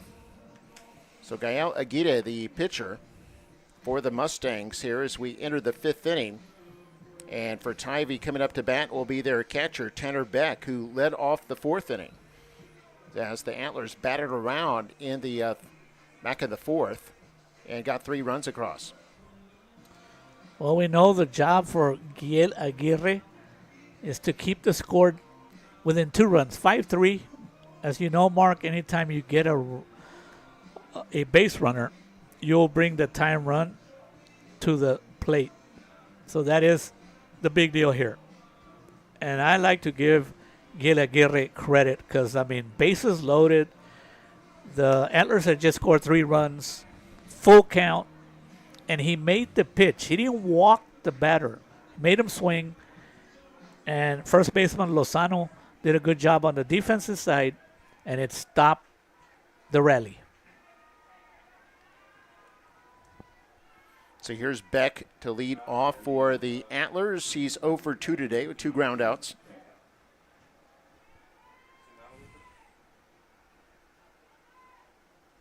And this swings at the first pitch. Ground ball to second base. Over to first is in time to retire Beck. And there's 1 out in the Antler 5th. And Mark, who are the 2 young men that signed to go play college ball recently for the Mustangs? Lucas Cabrera was one of them. Okay. Was I'll Daniel? check in a moment for the was other Daniel one. Flores the other one? It might have been.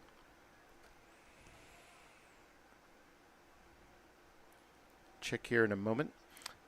So Beck 0 for 3 now is Wiley Flores, the DH, who is 1 for 2 today. Comes up. Flores with a RBI single back in the 2nd inning and then struck out in the 4th.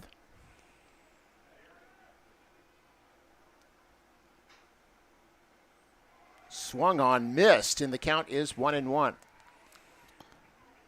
And the winner of this game, Mark, who would they play? Leander? Yep. Rouse? Is that the way they say it? Oh, I think so.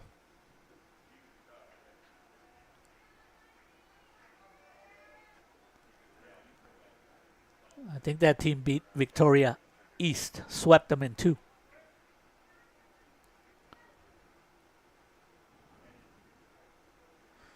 Now time called, 2-1 on the batter. At the bottom of the order. And you got Stormy Rhodes, who's been the hottest Antler at the plate, on deck right now. Yeah, that guy just needs a home run for a very difficult baseball feat to accomplish, which is a cycle.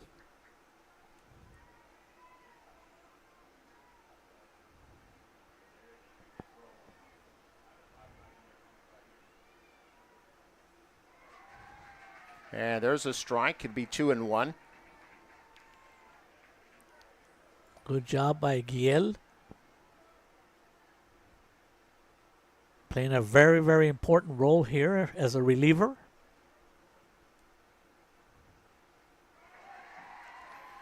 And there he strikes out. And there's going to be 2 outs in the inning.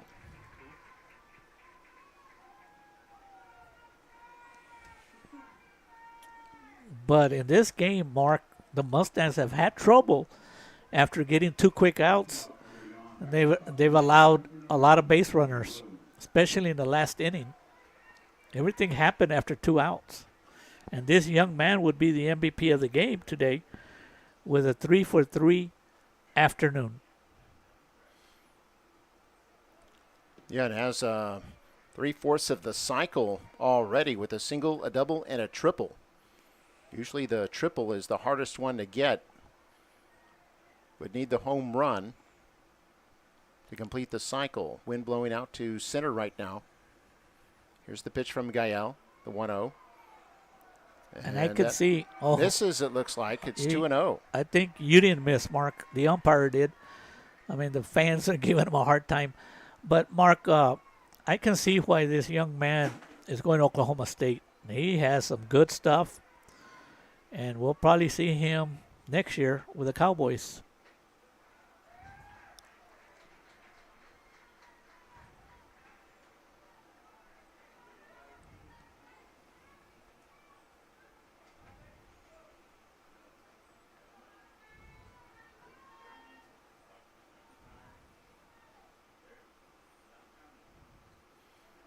And there's ball 4. And that will put Rhodes aboard. So Rhodes has reached base all 4 plate appearances today. And with 2 outs, Mark, expect Stormy Rhodes to attempt a steal.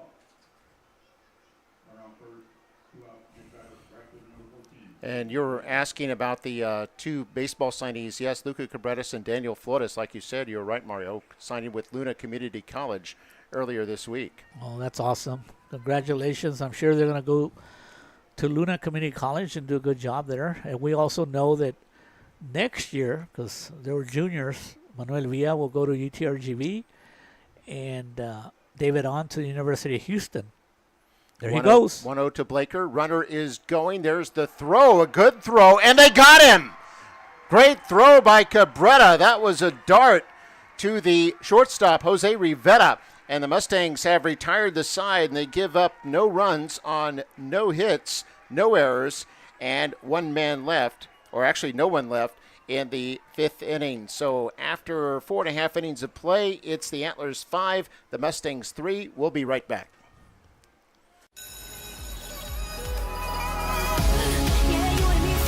We are about learning. We are about safe environments. We are about going the extra mile. We're about exploring our horizons. We are about opportunities for all.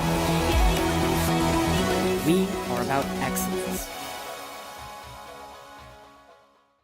McAllen ISD's world-class pre-kinder program is now open to all 4-year-old children, and it's free. Just register through the Skyward system. Don't have an account? No problem. Contact one of our elementary campuses or the Student Outreach Department at 956-687-MISD.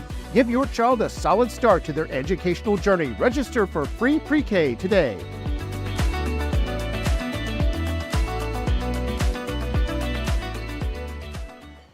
And we're back here in the bottom of the 5th inning. Mustangs trailing 5-3 here at Cabaniss Field in Corpus Christi. Gorgeous turf field here on the Gulf Coast.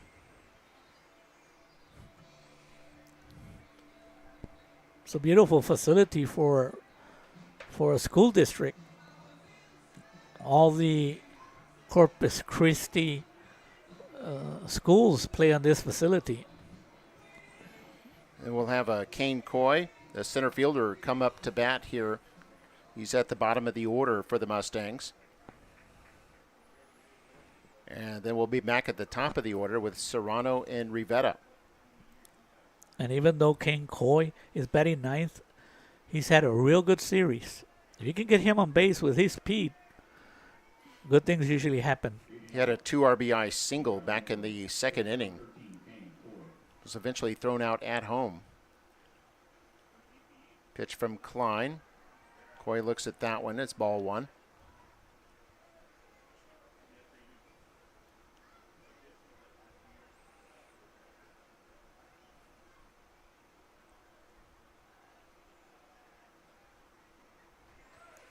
Outside, ball 2. And now the Kerrville Tivy fans are giving plate umpire a hard time. What the Mustangs need to do, Mark, is get some base runners. Put the pressure on them, knowing that they have to win this game. The 2-0. Inside. And Kane Coy is ahead, 3-0. The Mustangs threatening to put the lead batter on first base. And That's there's a good pitch. strike. And defensively, Coy, early on in the game, he threw out a runner at the plate. It's the 3-1. Looks at that one. It's strike 2. Full count now on Coy.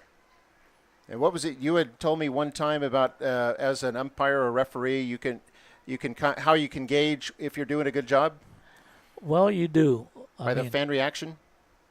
And there's the swung on toward third. It's a line drive out, and Coy is retired. Good job by Coy, at least trying to put the ball in play. But, yeah, as an umpire, I mean, you know there'll be 1 or 2 fans out there that will always – they'll never agree with you. But when you have a big group of fans that are giving you a hard time, I would always think like, well, maybe they might be right. Yeah, or if both sides are upset. Right. And one of the things they means want, you're doing it right. The key to umpiring, Mark, is to be consistent for both teams. And I got to give credit to this umpire. He is consistent where both sides are giving him a hard time. And Serrano, the top of the order, looks at ball 1. Serrano 1 for 2 today, swings and pops that up foul. That'll be 1-1 to Serrano. And the reason, Mark, that keeping Kane Coy off the base, or even Serrano, is because Jose Rivera is on deck. And he's your big guy, man. He can pop it out of here the way he did against Mac High. This fastball swung on and a miss. It'll be strike 2 on Serrano. It's 1-2 now. Nobody on here in the Mustang 5th. And recently, in the last couple of innings, some of the Mustang batters are not looking good because Klein is now throwing strikes. This is outside. It'll be 2-2 now on Serrano. And even though that was outside, Mark, that's a good purpose pitch, trying to set up the batter. Essentially, that's one the pitcher can waste, can't he, Absolutely. to set up the strikeout pitch. It's a mind game. So here's the 2-2. Fastball swung on, and it's popped back. It'll stay 2-2. The batter was a little late on that one. I don't know if Klein will come back with another fastball. And because he is throwing now his curveball or the slider that he has for strikes, he might throw another one. There it is. That was an off-speed pitch.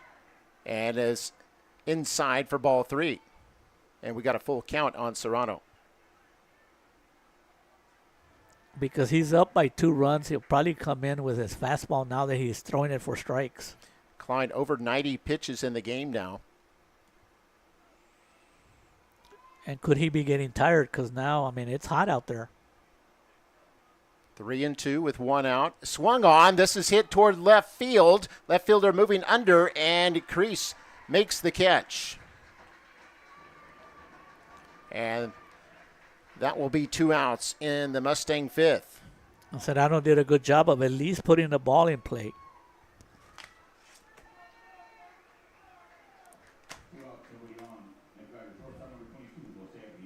Jose Rivera will step up with nobody on and 2 out.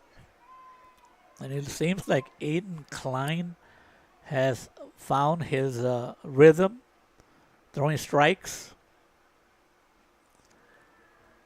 This will be outside for ball 1.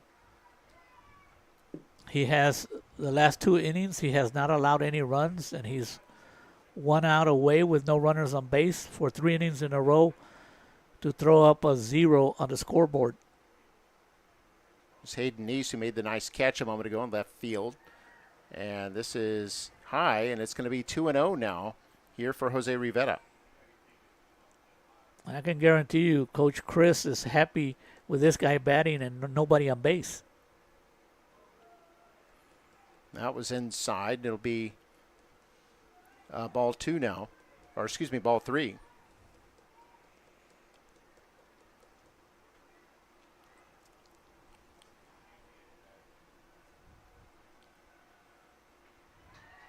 And there's a called strike. 3-1 now to Jose Rivera.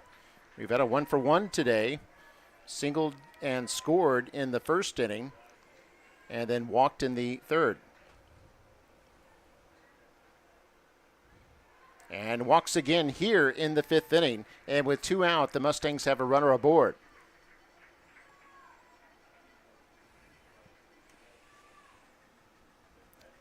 And this is who you want at the plate also, Mark, your third batter. Yeah, this brings up Emilio Presa. Big number 99 there.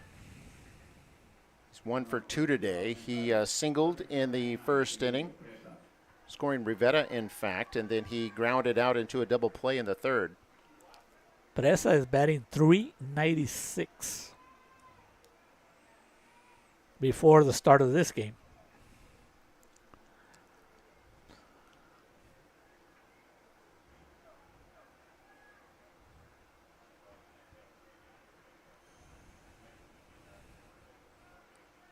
Is swung on and missed by Presa. To be 0-1.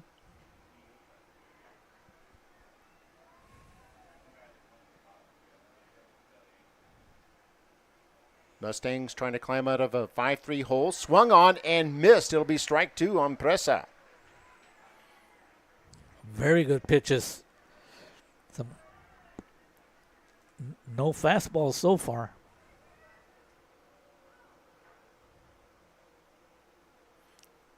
And swung on and missed. That's strike 3, and that'll end the inning.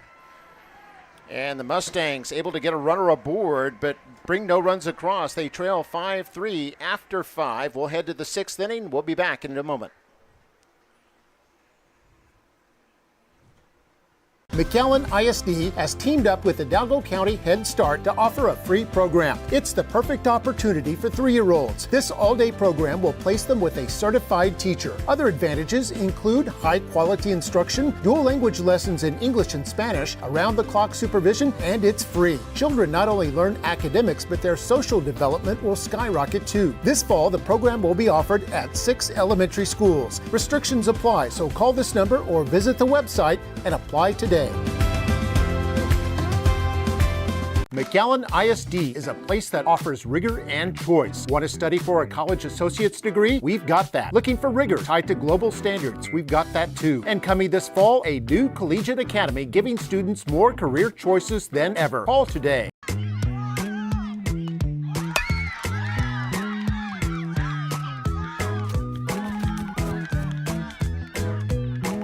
What was Attendance today, success tomorrow. Attendance matters. And we're back here in Corpus Christi, Game 2 of our Best of 3 series, the 4th round of the state baseball playoffs, Class 5A. It's 5-3, Antlers in front of the Mustangs. Antlers had 2 runs in the second, 3 runs in the fourth. They've got 8 hits of the game with 1 error, and the Mustangs, meanwhile, 1 run in the first, 2 in the second, and then they've been shut out for the 3rd, 4th, and 5th innings. They have 3 runs on 4 hits with no errors. And that shutout innings you can attribute to Aiden Klein kind of settling down and throwing more strikes. But once again, it's so important that Giel Aguirre, the reliever, does not allow any more runs. So Aguirre, it's his first pitch, just swung on and missed. This is number 14, Blaker, the number 2 hitter in the order, up to bat. He's 1 for 2 today with a strikeout and an RBI single. And this is what makes catching so difficult, Mark. You're back there. You're getting all the foul balls, all the foul tips. They can hit you at any time. And, not everybody can be a catcher, put it that way. But, Lucas Cabrera's a tough kid. He'll stay there. And he's getting a nice round of applause. It's also a little hot. And we're already at the 2-hour mark in this game, Mark, and we're starting the 6th inning. And that only tells you there's been a lot of base runners on both sides, a lot of pitches by both teams. And this is a called strike, hits the outside to be 0-2 now to Blaker. Gail's doing a real good job, Mark. He's using not only throwing fastballs, but his curveball slider. He's throwing it for strikes. And this is fouled back. It'll stay 0-2 on Blaker. Or no, they're going to say drop third strike? No, I think the batter wasn't sure, Mark, if he had swung. It was kind of like a check swing, so he wasn't sure. But once he saw that the ball was back there, he said, why don't I try it? Get on base. And actually, on the game on Thursday, it was a strikeout, but pass ball by the catcher that allowed the Antlers to score their first run. Pitch from Gael. So it's 1-2 now, and Blaker is back there batting. Now 2-2. Yeah, Mustangs with an 8-2 victory on Thursday to take game 1. Despite giving up 2 runs, they did not give up a hit. They had a combined no-hitter in that game, 2 pitchers. And this is popped up in the air to left center, left fielder running under it, and it drops in between both of them. And the runner, Blaker, slides into second with a double. Mark, that is a huge error because instead of having an out, you have a runner in second with less than 2 outs. That third run, if you can take a 3-run lead, I can give this batter the signal from up here, Mark, more than likely. The way Coach Chris Russ has been playing his strategy, he's more than likely going to bunt him over and have a runner on third with less than 2 outs. Yeah, and it's scored as an error, not a hit, so no double there for Blaker. Officially, he loses an at-bat there. But he's happy to be on second base. Is that just simply dropped in between the center fielder and the left fielder there? The other thing I was going to say that because Aiden Klein is the third batter in the order, he's usually a good hitter. He's a lefty. He can pull it. Oh, very close to and it did on hit the him. inside. Maybe it did hit him. It did hit him. And it's going to be a warning here by the umpire? I don't think so. He's been throwing strikes, and that one just got away from him. So the pitcher got hit, and they'll have a courtesy runner for the pitcher. See, the courtesy runner is going to be number 1. Now check the roster. Oh, Guy Flores. They announce it on the loudspeaker. Yeah, indeed, Guy Flores.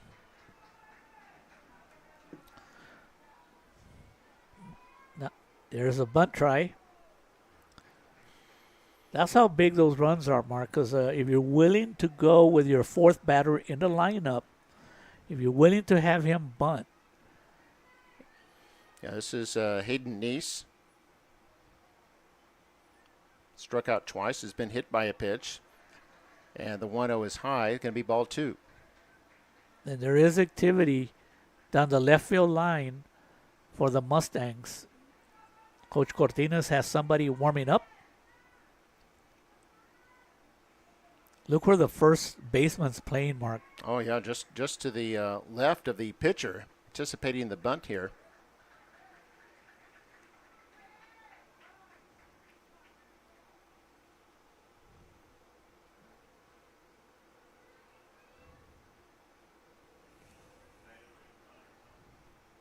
So the 2-1 pitch.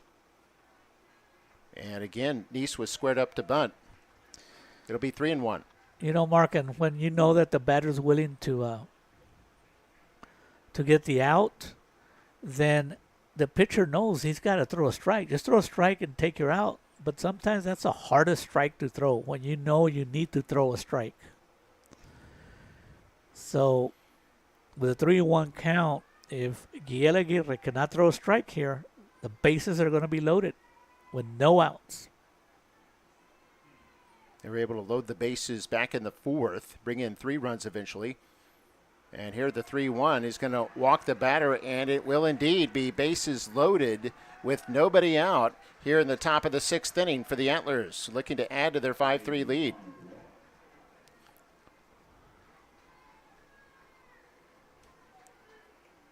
And it looks like Coach Cortines is going to allow Guillermo Aguirre to continue pitching.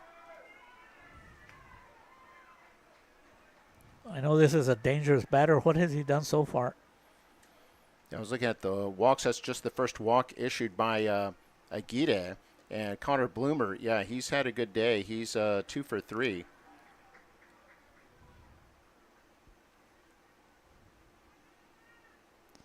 A hit by Connor will go a long way in for the Antlers. So 0-1, nobody out. Bases loaded, and the ball gets away from Cabrera. A run will come in, the runners will advance, and the Antlers take a 6-3 lead with nobody out in the 6th inning.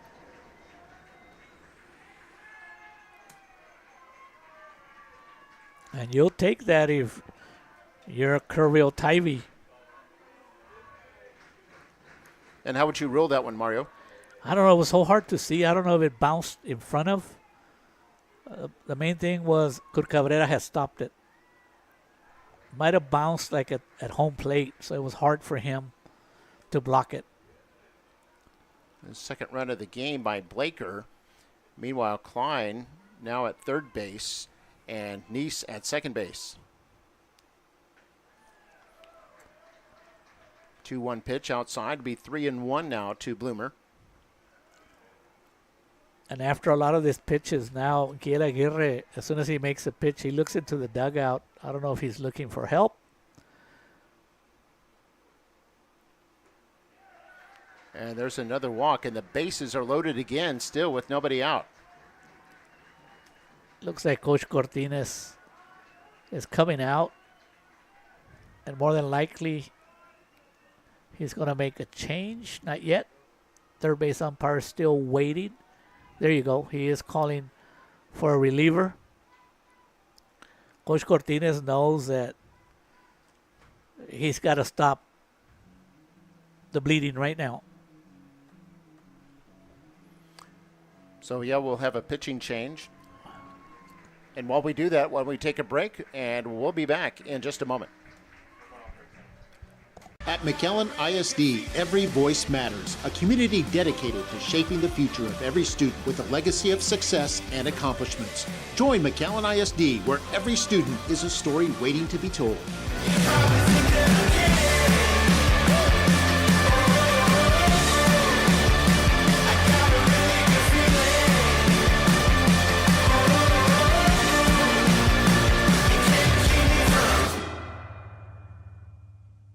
McAllen ISD has teamed up with Hidalgo County Head Start to offer a free program. It's the perfect opportunity for 3-year-olds. This all-day program will place them with a certified teacher. Other advantages include high-quality instruction, dual language lessons in English and Spanish, around-the-clock supervision, and it's free. Children not only learn academics, but their social development will skyrocket too. This fall, the program will be offered at 6 elementary schools. Restrictions apply, so call this number or visit the website and apply today.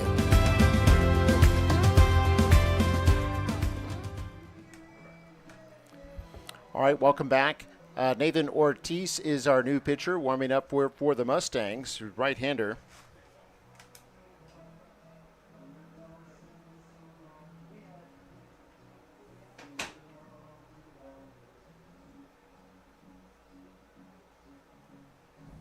So Aguirre pitches 1 1/3 innings, strikes out 1, gives up 3 walks. And of course a 6-3 lead right now for the Kerrville Tivy Antlers.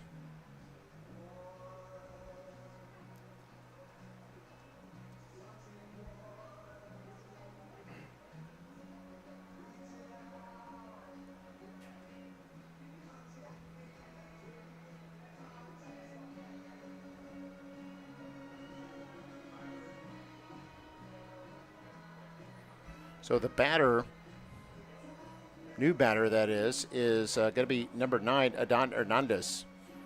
Hernandez comes up with 3 aboard and nobody out here in the 6th inning. If the Tivy Antlers win this game, the series will be tied 1 game apiece, and we'll have a game 3, 30 minutes after game 2 ends.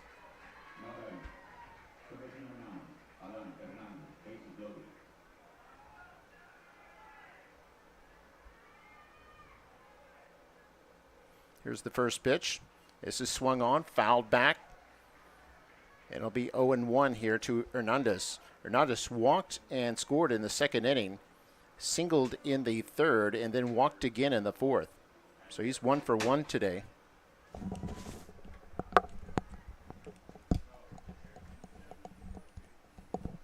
Antlers threatening to put on a big inning here. There's still nobody out. That was low, and it's going to be 1-1. And give Cabrera credit on that mark. It could have been another wild pitch. Did a good job of getting in front of the ball and kept it in front of him. Saved a run.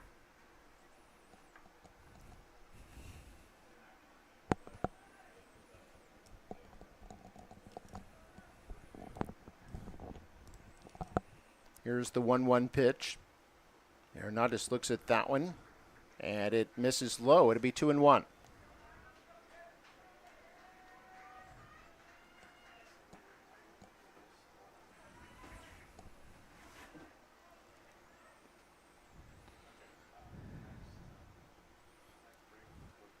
There's the 2-1. This is swung on towards short. Short has it. Could be 2. 1 out, and then a high throw. Runners will be safe, and a run will come in, and it'll be actually 2 runs score, so it'll be 8-3 Antlers. And that's what one pitch does to you, Mark, by putting the ball in play. A couple of runs come in, and now the Antlers have control of this game with a score 8-3. During the break, Mark, I got an explanation on that play that happened where Kane Coy, what happened was that the umpire actually had ejected him. And the umpires got together and decided that he did not deserve an ejection, so they allowed him to stay in the game. That was a big that was discussion. Kane Coy. We did see him come to bat in the last inning. Yeah, so that was the explanation that was given to me. So next batter is Robert Johnson. Johnson 0 for 2 today.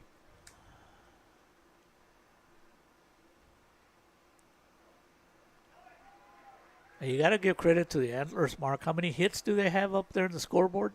Yeah, 8 hits. So they've put the ball in play. They've taken their walks, and they've capitalized. That's what the Mustangs did in Game 1.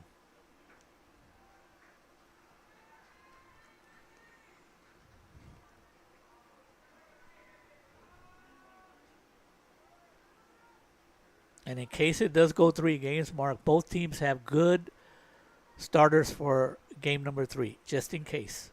And this is swung on towards second base. Base hit.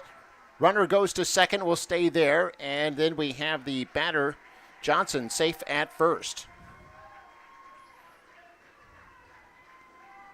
And there's only 1 out.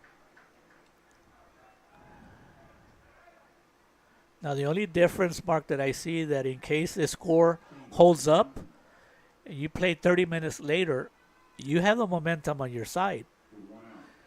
Whether how the Mustangs won on Thursday, and then they waited 2 days to play, it kind of calms down everything. But when you have to play 30 minutes after you just lost the game, you really got to bring it in case the Mustangs cannot come back in this game. You never know. So here's Tanner Beck, the catcher, swings on the first pitch, pops it up into right field, and the out is made. That'll be 2 outs in the inning. And Coach Cortines will tell you that the little things. He talks about that in his keys to victory, good defense. And there was one there that started a rally and a couple of errors here and there and walks. And that's why you find yourself down 5 runs. And here's the DH, Wiley Flores, bottom of the order. Comes up with 2 out and runners on first and second. Tivy has brought in 3 runs in the fourth and 3 runs here in this inning. Now lead it 8-3.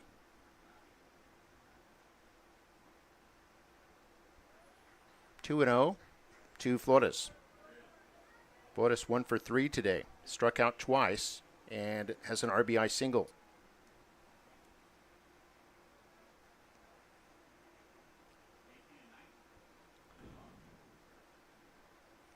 Here's the 2-0. And it's going to be low for a ball. It'll be 3-0 now here to Flores. If Flores gets aboard, then the Antlers will have batted around again as their leadoff batter, Stormy Rhodes, will come to bat. And there's a called strike. 3-1 now to Flores. Once again, Nathan Ortiz is the pitcher. Came in this inning.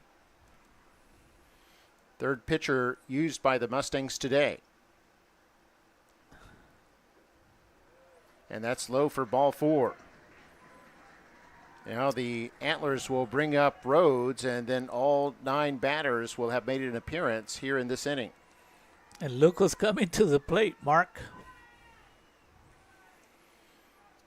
You got the Mustangs' nemesis, Stormy Rhodes, who has a single, double, triple, and a walk today.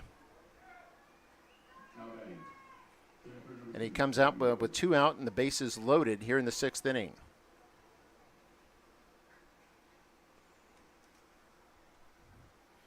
First pitch is low and inside.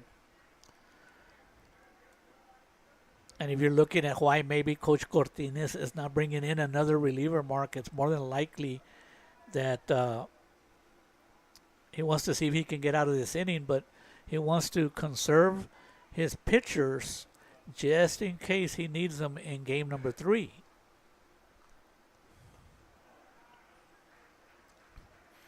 Yeah, the Mustangs only down to just 6 outs left, and 5 runs they would have to make up to force extra innings. And pitcher Aiden Klein, he found his groove there in the 3rd inning. You don't want to run out of pitchers. 2-0, and this gets away from Cabrera. The runners will advance, and another run comes in. The runner coming in is Adan Hernandez, and he scores to make it 9-3. And it's a 4-run inning here in the 6th inning for the Antlers. Well, if this score stands, Mark, they basically beat each other almost by the same score. So if it does happen, that 3rd game is going to be a good one.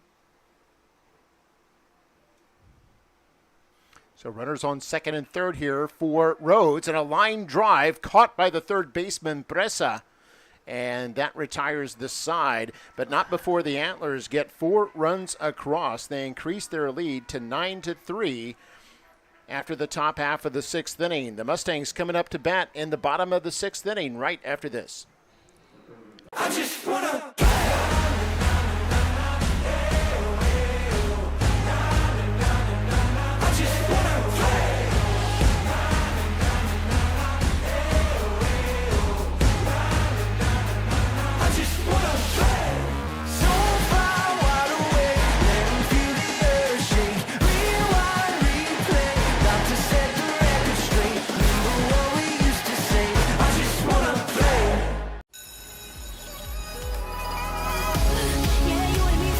We are about learning. We are about safe environments. We are about going the extra mile. We are about exploring our horizons. We are about opportunities for all. We are about excellence.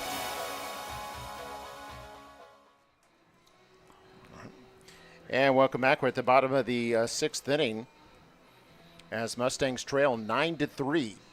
They've got just the 6th and the 7th inning left, trying to make up 6 runs to force extra innings. And like you said, Mario, it's kind of that tough call there for Cortinas, who has to kind of weigh the balance of his chances of coming back in this game and also having enough pitching left for the 3rd game. You're absolutely right. Not an easy choice, but once you're down 6 runs, you got to be thinking with only 6 outs to go. You got to be thinking ahead. Now, as you and I know, Mark, in case we go to that 3rd game, the Mustangs have some real good pitching still available. Hugo Rodriguez pitched very well against the Bulldogs in the last series. He's got good stuff. He is a lefty. And then in the bullpen, R.J. Rios has done a good job. He's also a lefty. And in game number 1, the Antlers had problems with David On, who is a lefty. So we'll see what happens if we get there. Eloy Lozano to bat first here for the Mustangs. Takes a called strike. Lozano, the first baseman, 0 for 1 today, is grounded out and was hit by a pitch.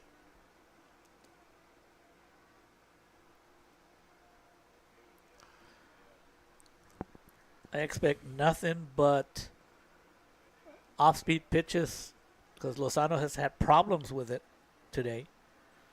So why give him a fastball? Yeah, looked at ball 1 on the outside, 1-1.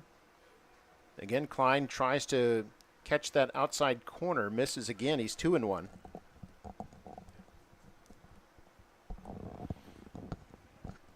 Yeah, Klein was started off shaky, giving up 3 runs in the first 2 innings. Hasn't given up a run since. This is swung on, base hit to the right side, and Lozano is safe at first base.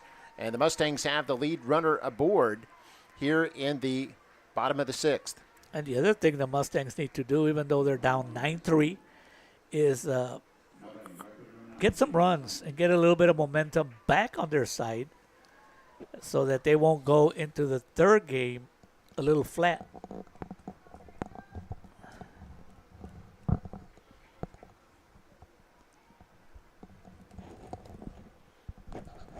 Nobody out, 1 on here for the Mustangs as Jacob Sanchez now steps up to bat. Sanchez 0 for 1 today, but did walk in the 2nd inning, eventually scored there.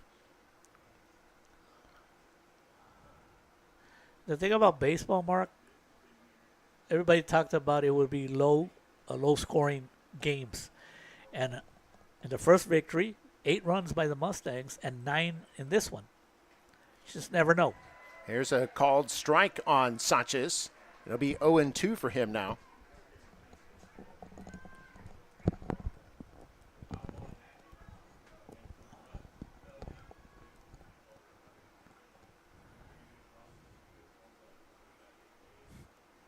So here's the 0-2 pitch to Sanchez. Swung on, ground ball toward 3rd. It fielded, throw to 2nd is wild.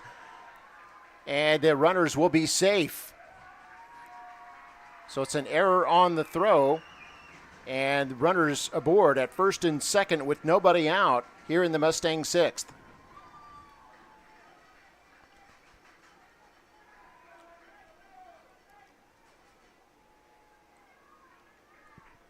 And it looks like the Antlers they've relaxed too much, Mark. I mean, Klein has been on a roll, and now he's got a runner on first and second because of an error. And I don't know if the Mustangs can have a big comeback in them, but, try to create some situations here so you can go into that third game if it happens with a little bit of confidence on your side.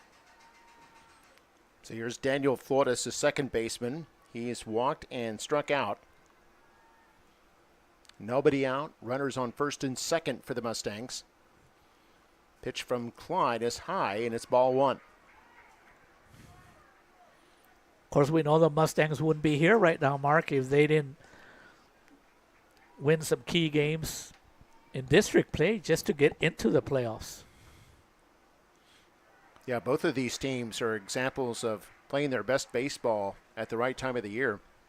And we always talk about, Mark, and how everywhere in all levels, basketball, football, base, winning that clinching game that puts you to the next level is the hardest game to win.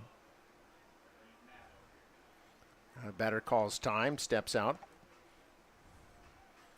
Got Lozano at second, Sanchez at first. Flores at the plate. And this is high for ball three. And now all of a sudden, Klein is having trouble with the strike zone, and that's what happens when you get base runners on base. He knows he has to throw strikes. He's got 6-run lead, but he's struggling. And takes a strike right there. Gael Aguirre, who is a DH, back to DH now after pitching briefly in this game, is on deck.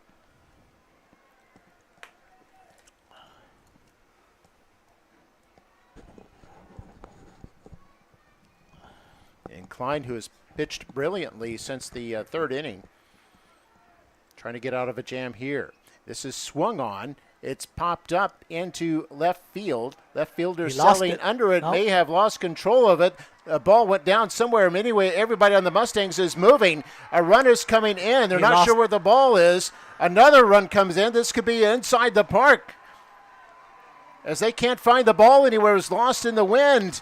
And the Mustangs will have a 3-run inside the park home run, and they've cut the deficit in half, trailing now 9-6. Well, if the ball is somewhere in the field, it's okay. But if I think it bounced out, Mark.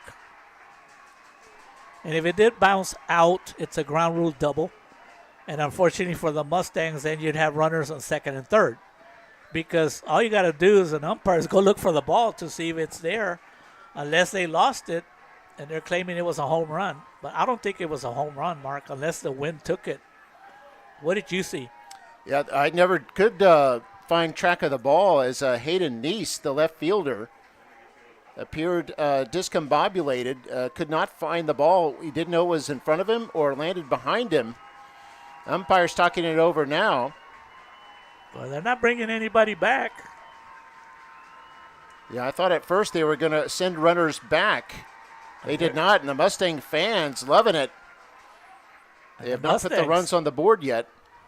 With that, Mark, that puts the Mustangs back in the game right away. One pitch. Yeah, that would be 3 runs with coming in with nobody out in the inning.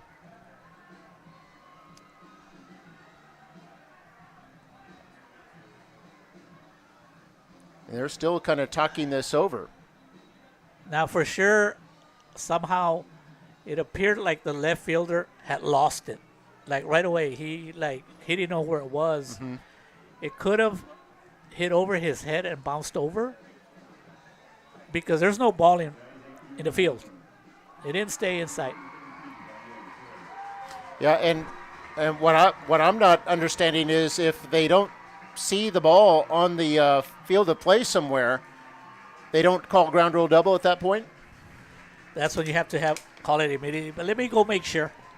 I'll be right back, Mr. All right, May. go check with the official score and get an explanation. Now they put the 3 runs on the board. It shows 9-6.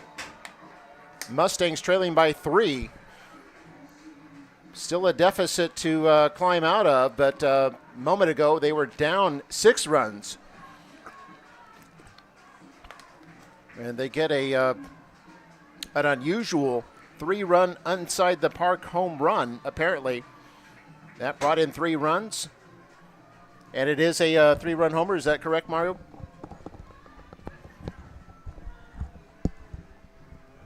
Yes, Mark, that's what they tell me. It's a 3-run homer. And that's why the top of the 6th inning was so important for the Mustangs to just hang on and not give up the 4 runs that they did. But, that makes a game very interesting again because the Mustangs still have 6 outs. They have no outs in this inning. And now a reliever is coming in. And from what I understand, this is a good reliever, too. Has experience. So we'll see if the Mustangs can they got to just get some more base runners on. Yeah, Flores would now, with that home run, would be 3 RBI, 1 for 2 with 2 runs scored and 3 RBI for him in this game, as he had also scored back in the 2nd inning. And the score now 9-6 here in the bottom of the 6th inning. And like you said, Mario, the Mustangs still have all 3 outs to work with here in the 6th and in the 7th as well. And that's what I was talking about, Mark, that the Mustangs, sometimes when they feel like they need to do something, they do something. And very important to score those 3 runs because they hadn't scored since the 2nd inning. So coming back and trying to get a little bit of momentum on their side is very, very important. And the pitcher warming up is their catcher, Tanner Beck. Yeah, Tanner Beck, he's got a good arm. Yeah, see who the new catcher is. He should be warmed up already. He's been catching the whole game, no?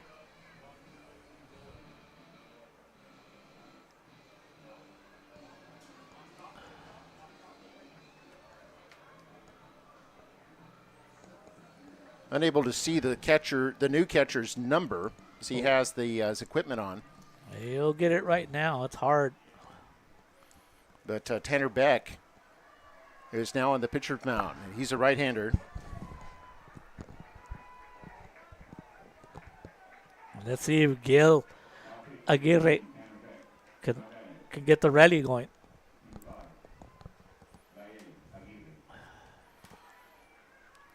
And Gael Aguirre will bat. It's the DH. He walked in the 2nd inning, struck out in the 4th. Mustangs have plated 3 runs here in the 6th inning and still have nobody out. Antlers 9 runs on 9 hits with 2 errors, and Mustangs 6 runs on 6 hits and 1 error. Here's the first pitch from Beck, right-hander. That's a called strike on Aguirre. Yeah, Beck should have. He's warmed up, Mark. He's thrown a lot of balls back to the pitcher. There's the 0-1. And again, Aguirre looks at that one. This one's a ball. It's 1-1. Antlers, with their 9 runs, have also stranded 9 runners today. Mustangs have stranded 3.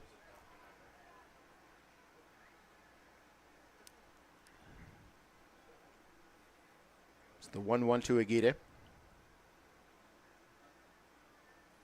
Outside, it'll be ball 2.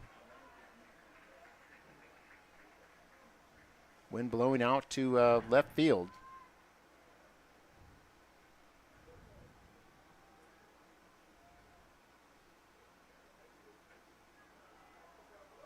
Outside again. It's going to be 3-1 now to Aguirre.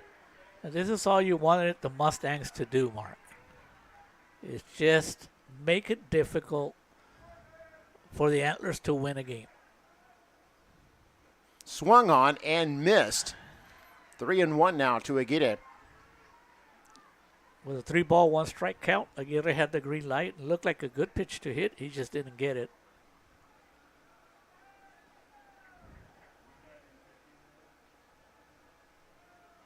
So full count. And strikes out. Swinging does Aguirre. And Beck is got the first one away. It's a huge out for the Antlers because the bottom of the order has done a good job in the past game, the first game, but because all you want to do is get some base runners for the top of your order. And Mustangs approaching the top of the order. This is number 8 in the order right here, Lucas Cabrera. And he'll be followed up by Kane Coy. And if those two make it out, then the Mustangs would be set up for the top of the order coming up in the 7th inning.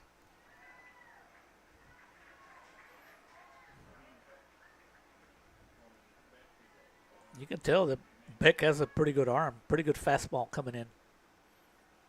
Pitch from Beck. Yeah, that's a called strike. And it's going to be 1-1 now here on Cabrera. Cabrera 0 for 2 today. It's a strikeout and a pop out.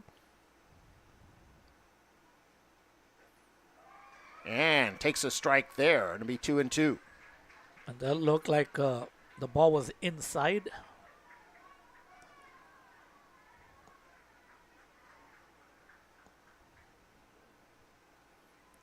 The 2-2 pitch from Beck. And this is pop foul. It'll stay 2-2. Good job by Tanner Beck coming in and attacking the strike zone, making the Mustangs earn it.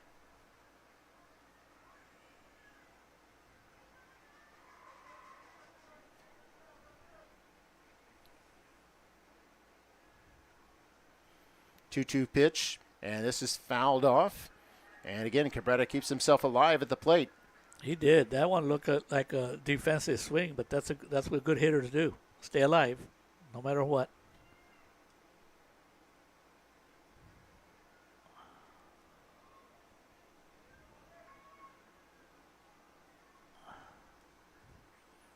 Two-two. And this is swung on, hit towards center field. Base hit for Cabrera, and the runner is aboard. Good job by Cabrera hanging in there. They're going to get a courtesy runner for him. And that'll be coming in number 2, Itziel Gonzalez will run for Cabrera.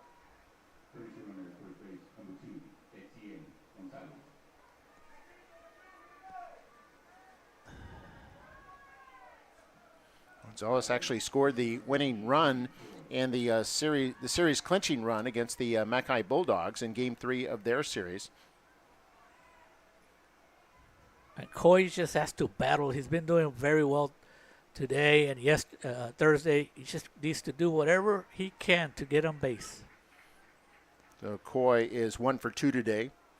It's a 2 RBI single back in the 2nd inning. Then he lined out to third base in the 5th. Now, can you imagine with runners on base and Jose Rivera coming in? Oh, and this is swung on, hit. It looks like it's going to go foul. Antlers unable to make a play on it. It'll be 1-1. And you can hear the fans. I think it's the Antler fans because we know there was a confusion in that home run. Did it bounce over the fence or?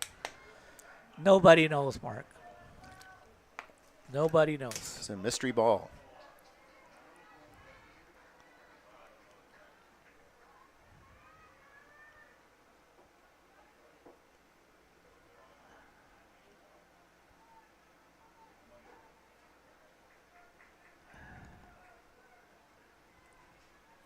So 1-1 with 1 out, 1 aboard.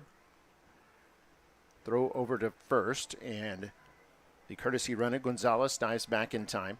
Well, something to think about, Mark, since the pitcher was the catcher. Now you have your backup catcher who behind the plate. So And the 1-1 pitch is low for ball 2. and we'll see what happens with a backup catcher when he has a challenge, either having to make a tough stop. And Coy lets that one come in. It's going to be 3-1 now. On deck circle, Eric Serrano's at the top of the order for the Mustangs. Mustangs not done yet here in the 6th. They have only 1 out. They've already brought in 3 runs, looking to add more. This is swung on, hit, popped up into shallow left. Neese under it and makes the out. And that will retire Coy. 2 out in the Mustang 6th with 1 runner on. With a 3-1 count, Mark, that was a big pitch by Beck. Give him credit.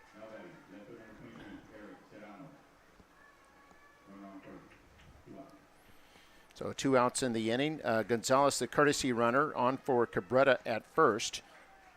And 2 outs here as Eric Serrano comes up to bat. And he swings at the first pitch. There's going to be a base hit into left field. Gonzalez going to stay at second. And Serrano safe at first base. And the Mustangs have 2 runners aboard with 2 out in the inning with their big guy, Jose Rivera, coming up. Boy, give the Mustangs credit. Down 9-3 coming into this inning and putting up a real good fight. I mean, Coach Cortines will take this. Your big guy at the plate, the tying run. Let's see what he can do. He's done it all year. Yeah, they're down 6 runs at the start of this inning. Now they've managed to bring the tying run to the plate.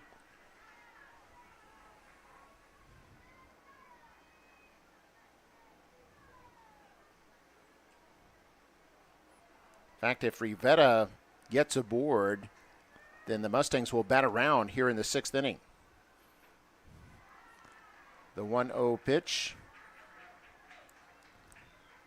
With Rivera ahead of the count, more than likely Beck's going to come in with a fastball.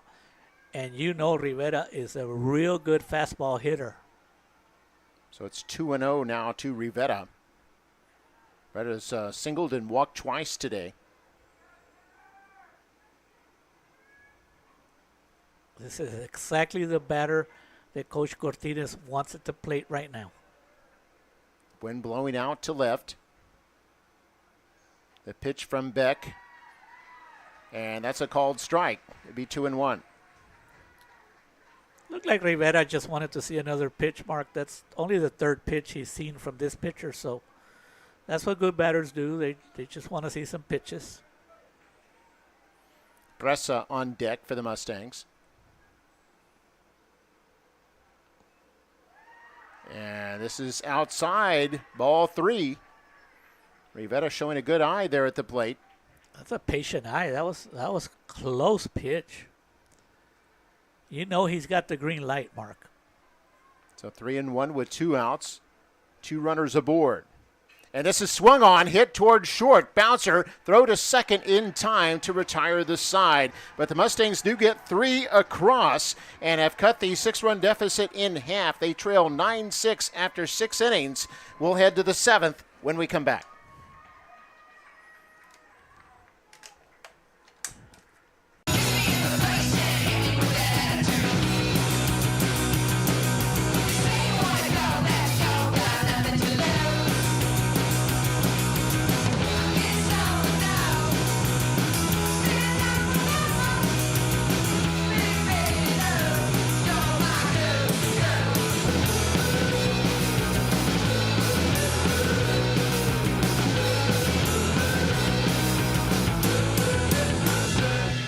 Hey, ready, ready, ready.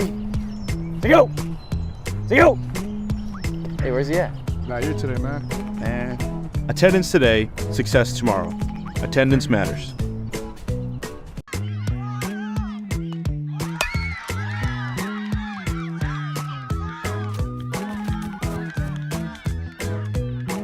Who's on one? Attendance today, success tomorrow. Attendance matters. And welcome back here at Cabot Field, Corpus Christi.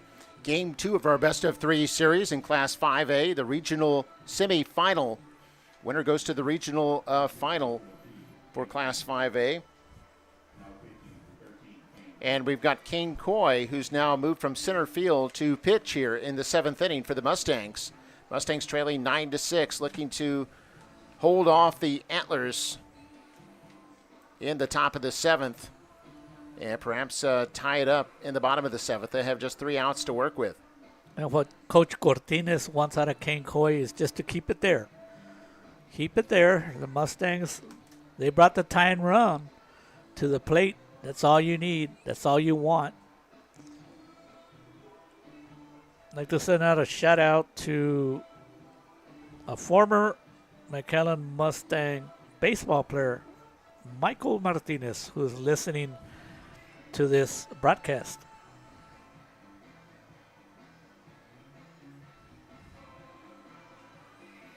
Well, the Antlers got 4 runs across in the 6th inning as they batted around. But I guarantee you that bottom of the 6th, I guarantee you it made Coach Chris Russ very uncomfortable. Especially when you have at the plate Jose Rivera, who had the power and hit a big home run against the McAllen Bulldogs in the previous series. And Bailey Blaker will lead off. He's number 2 in the order for the Tivy Antlers.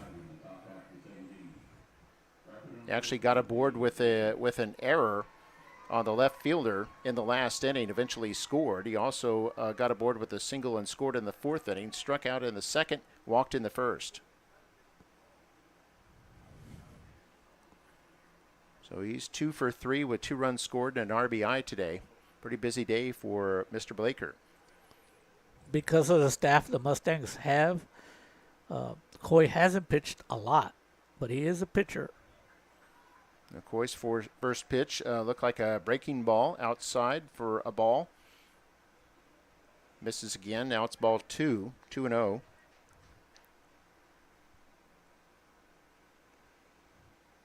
Top of the 7th here in Corpus Christi. Antlers up 9-6.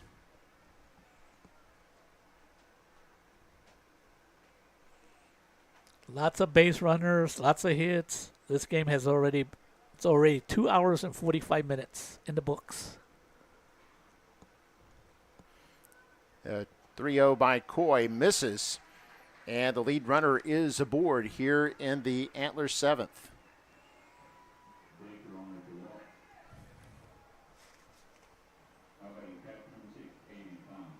It's the 9th walk the Mustang pitching is allowed today. And this will bring up Aiden Klein.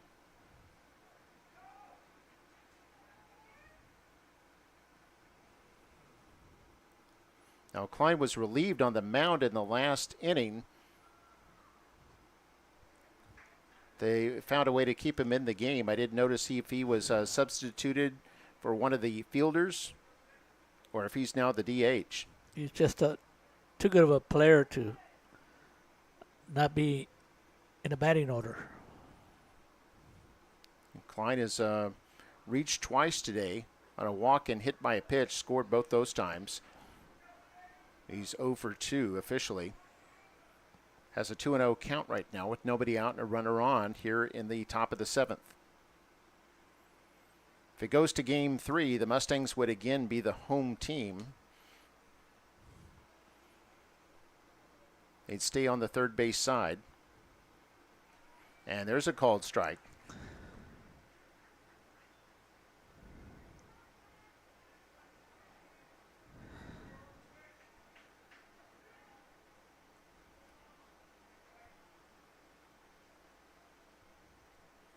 Blaker takes a conservative lead at first. Now a throw over to first, and he has to dive back safely.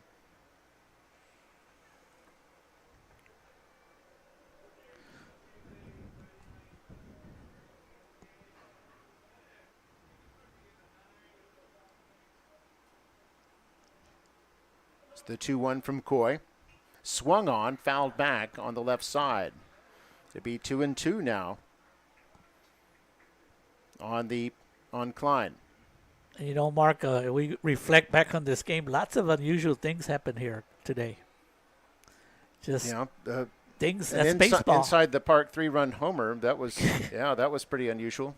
Yeah. We've already seen 2 plays at the plate, one by each team.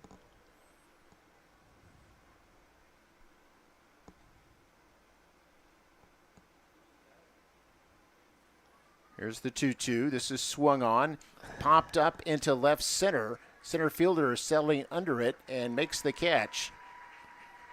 And that'll be 1 out. Big out for Kane Coy to get a little bit of confidence. His first out as a pitcher in this game. Both teams hitting the ball very well. The Antlers with 9 hits. The Mustang with 8 hits. Lots of base runners. Not sure just yet who the new center fielder is in there for Coy. Coy on the mound. His first pitch to Hayden Neese is a ball. Neese is 0 for 2 today. Has struck out twice, but he's reached on a hit by a pitch and also walked and eventually scored back in the 6th inning when the Antlers plated 4 runs.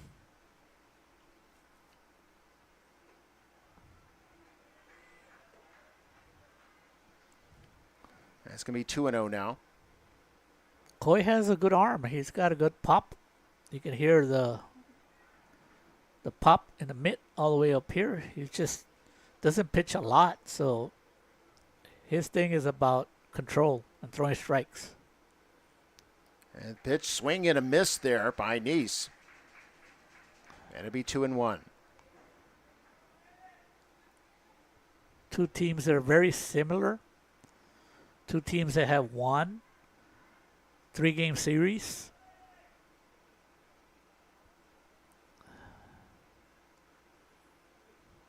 The 2-1 with 1 out. Squares up to bunt. Bunts it right back to the pitcher. Coy is going to throw to second and get the lead runner. And they got him out, and there's 2 away. Smart heads-up play there by Coy. Very good play. I was kind of like, no, don't throw it to second. Get your sure out at first. But the bunt was kind of hard, so the base runner from first did not get a big jump. So Blaker out at second. Neese is at first on a fielder's choice. Neese has good speed, Mark. And the batter is There Connor he goes. Bloomer. And runner is going. Here's the throw by Cabrera in the dirt, and the runner is safe, and Neese has a stolen base. And you know, because the Mustangs also scored 3 runs in the last inning, you know, Coach Chris Russ from Tivy, he wants another run. Bloomer is 2 for 3 today. A couple of singles and a strikeout. Also walked. The Mustangs in the bottom of the 7th will have the meat of their order with Presa, Lozano, and Sanchez.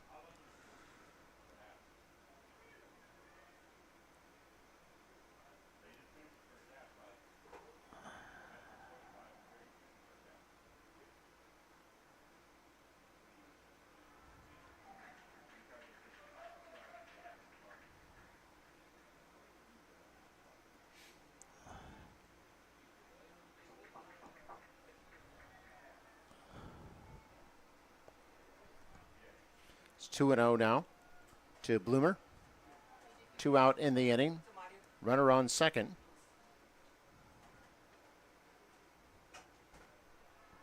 And it's going to be high, and it's going to be 3-0.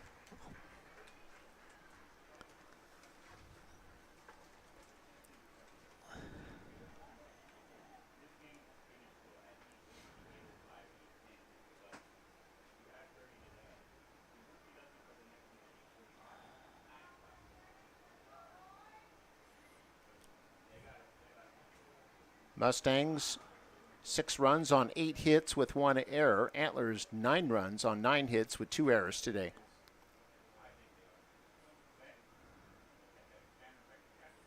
Here's the 3-0 pitch, and that's a called strike.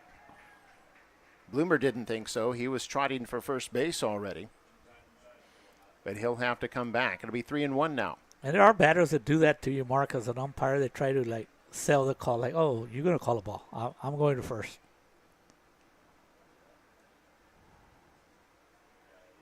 It's a 3-1 with 2 out.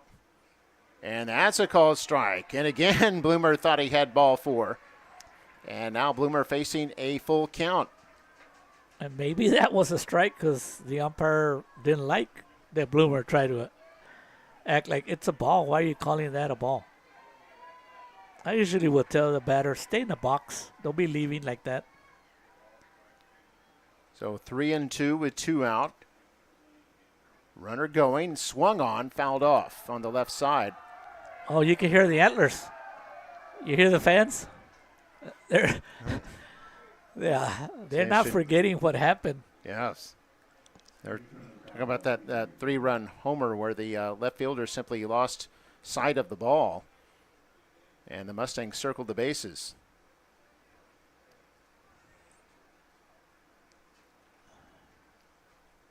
So 0-1 now to Bloomer.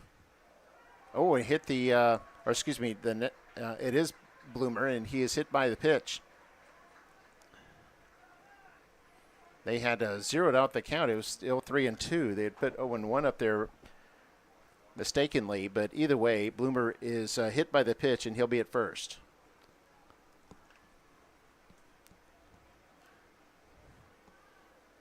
Neese still at second base. 2 outs in the inning.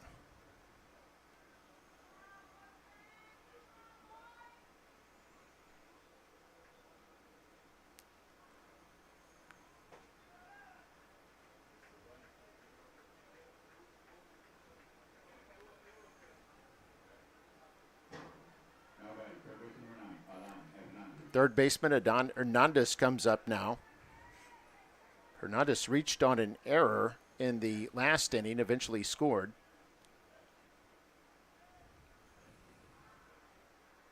This is low for ball 1.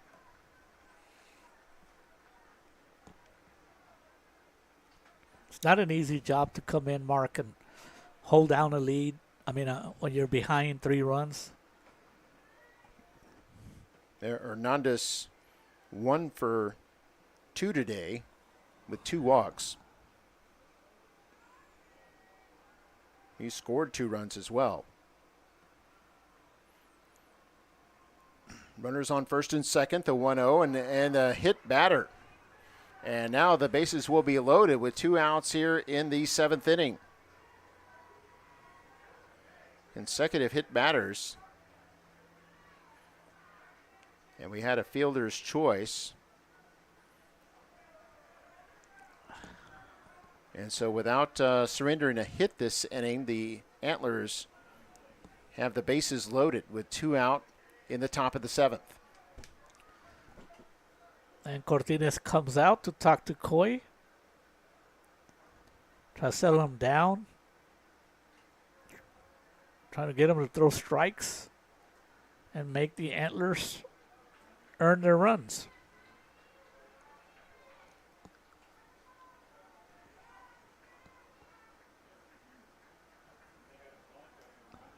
This game almost 3 hours old now. Seen the teams combined for 15 runs on 17 hits, 3 errors. A ton of walks. Yeah, a lot of walks today. 5 surrendered by the Antlers, and the Mustangs have given up 8. Or actually 9.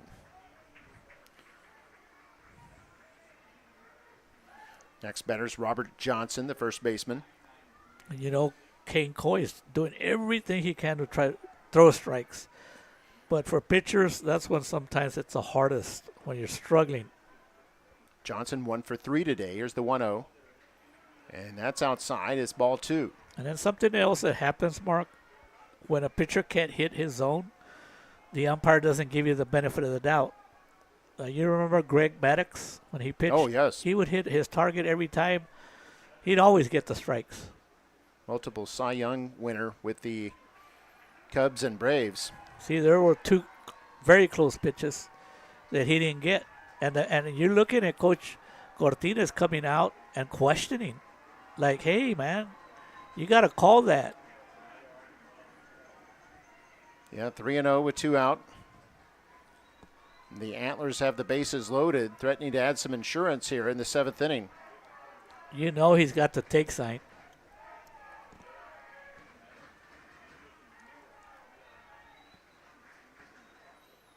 And that pitch right over the plate, going to be 3-1.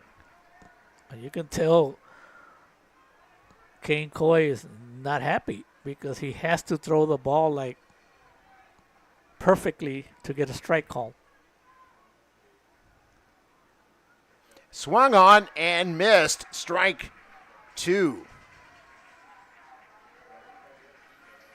Johnson, who was ahead in the count 3-0, now at 3-2. So full count, 2 outs, bases loaded, everybody moving on the pitch. And this is swung on, hit to left field. Should be caught. And it's caught by Serrano to retire the side. So the Antlers load the bases but get no runs across in the top of the 7th inning. They still lead 9-6 with the Mustangs coming up to bat. McAllen ISD's world-class pre-kinder program is now open to all 4-year-old children, and it's free. Just register through the Skyward system. Don't have an account? No problem. Contact one of our elementary campuses or the Student Outreach Department at 956-687-MISD. Give your child a solid start to their educational journey. Register for free pre-K today.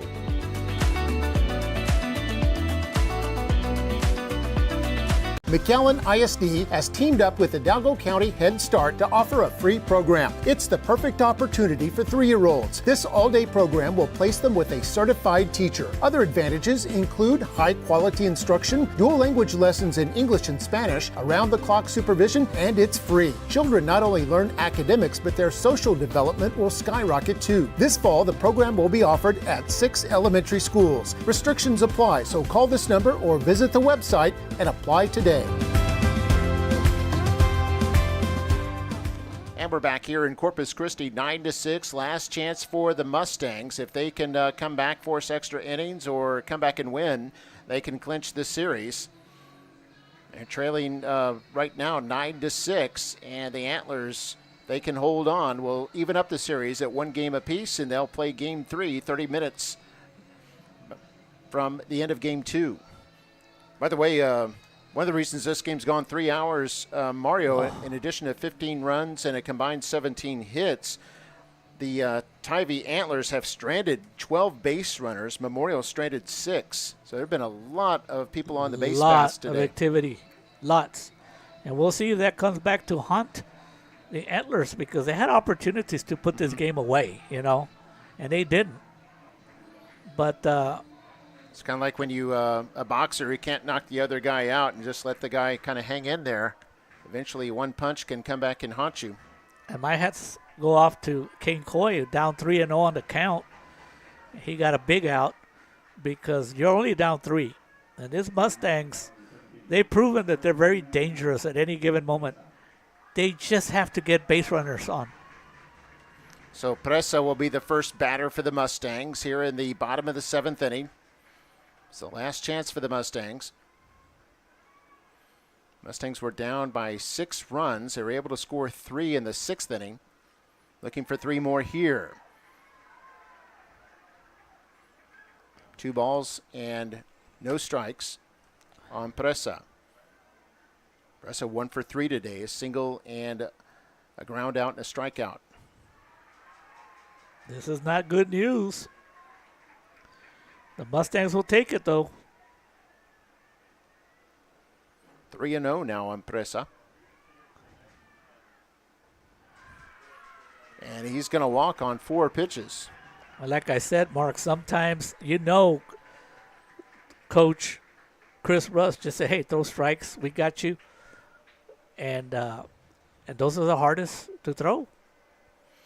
And that'll put the tying run on deck. Going to be a courtesy runner here for the Mustangs for Pressa, and it'll be number 19, David On, the winning pitcher from Thursday night. I can see why he's going to the University of Houston, Mark. He's got a great arm, good fastball, good breaking ball, and decent control. 11 strikeouts on Thursday. Did not allow a hit. Tanner Beck still on the pitcher's mound. He's going to throw over to first. And the pinch runner on back safely.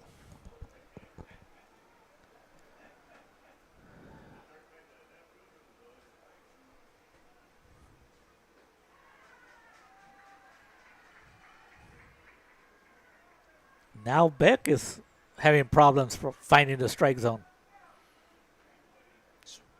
1-0 here to Lozano. And that's called strike. Fastball. Going to be 1-1.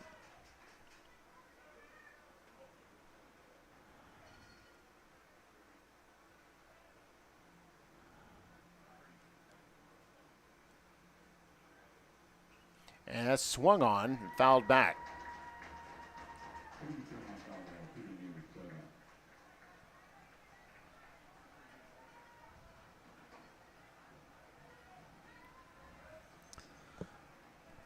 One thing for sure, Mark, the batters have seen a lot of pitches today.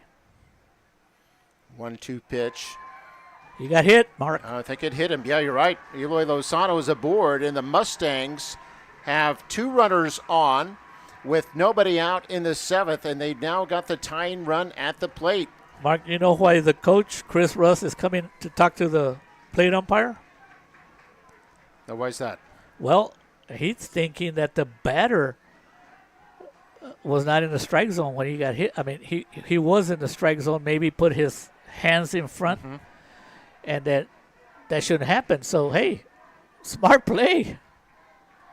This is exactly what the Mustangs needed. Give yourself a chance. Make the Antlers earn the win. A hit here, Mark, can make it very interesting. We're going to have another courtesy runner. This will be number 20, Caleb Trevino.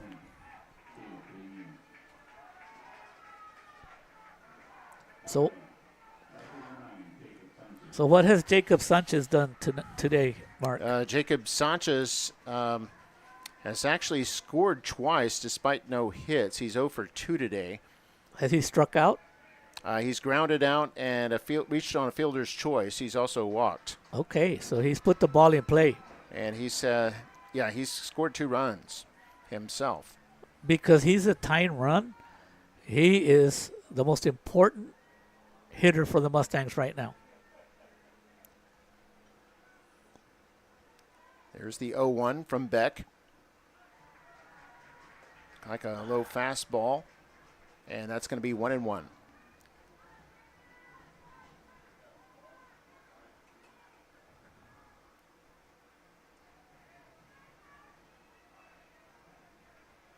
One and one, nobody out. 2 runners on. The toss to Sanchez is a called strike. It'll be 1-2 now on Jacob Sanchez. And Sanchez didn't like that call, but this umpire has been giving the inside corner all afternoon. Daniel Flores, the second baseman, is on deck. He had that 3-run homer in the 6th inning. That missed outside. It'll be 2-2.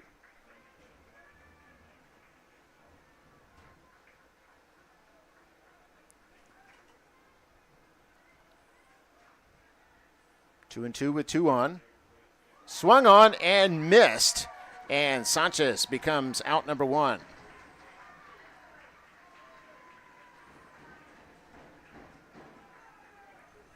He's now 0 for 3 today, and that's his first time he struck out.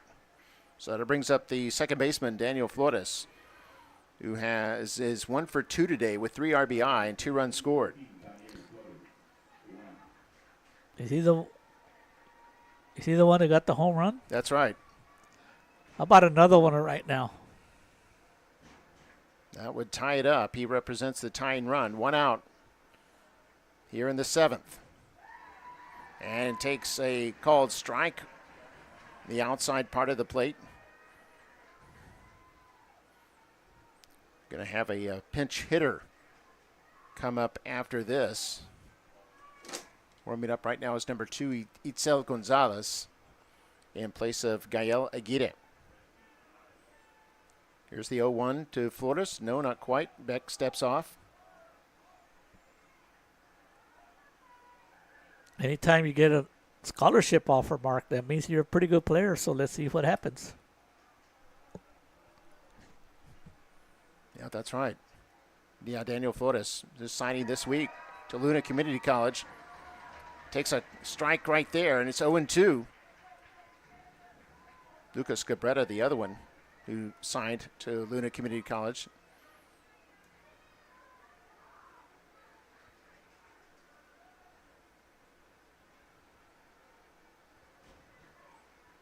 Oh and 2, 1 out. Swung on and missed, and Flores becomes the second strikeout victim of the inning. So Beck, it looks like he started off the inning kind of shaky, allowing the first 2 batters to reach, but has struck out the last 2. And now we've got a pinch runner and Itzel Gonzalez.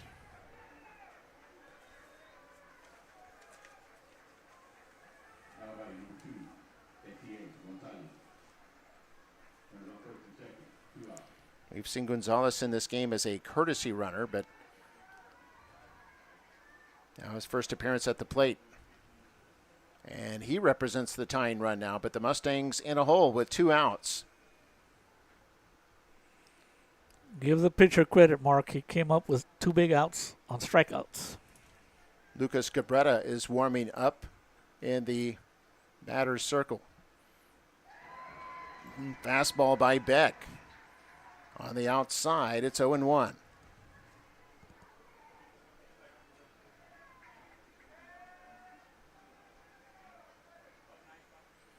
Mustangs have runners on first and second with the tying run at home plate.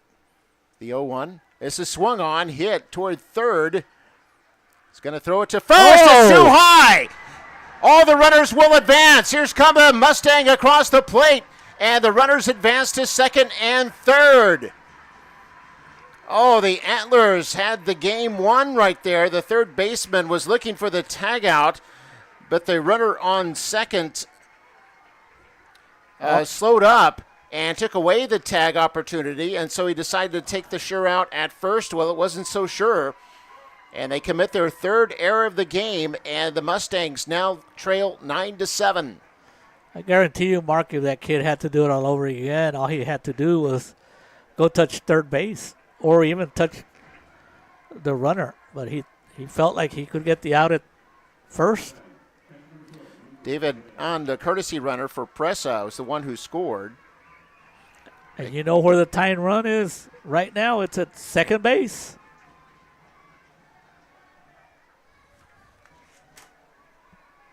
Third error of the game on the Antlers. And I've got, yeah, you're right, the tying run at second. Runners on second and third as Cabrera takes ball 1.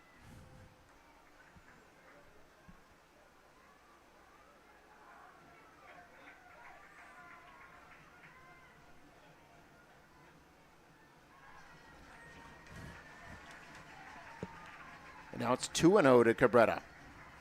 If Cabrera walks, the bases will be loaded. Mustangs down 9-7. And that's outside. 3-0 now to Cabrera. And now the pressure's on the pitcher to try. Don't allow the winning run to get on base. Here's the 3-0 pitch. And, of course, Cabrera was taking that one all the way to be 3-1. Mustangs have runners on second and third. Need 2 runs to tie it up. They're down 9-7. 2 outs in the bottom of the 7th inning. It's a good timeout. by Cabrera. Try to get the pitcher a little anxious.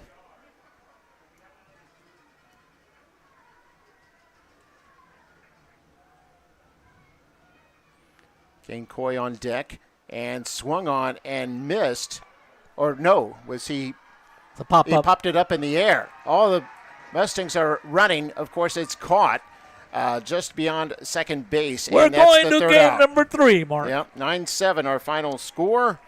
And the Antlers win it. They get 9 runs on 9 hits with 3 errors. The Mustangs 7 runs on 8 hits and 1 error. The series is tied 1 game apiece. They'll take a 30-minute break and they'll play game 3, which we'll have for you after a short break. So get rested up. You can check your email, check your phone right quick, and then we'll see you for game 3 in approximately 30 minutes.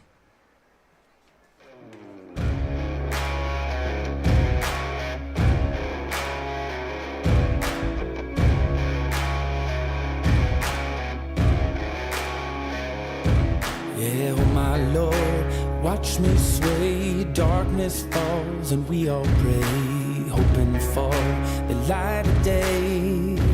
Down to the river, I have held the devil's hand, felt the weight of my own sin, burdened by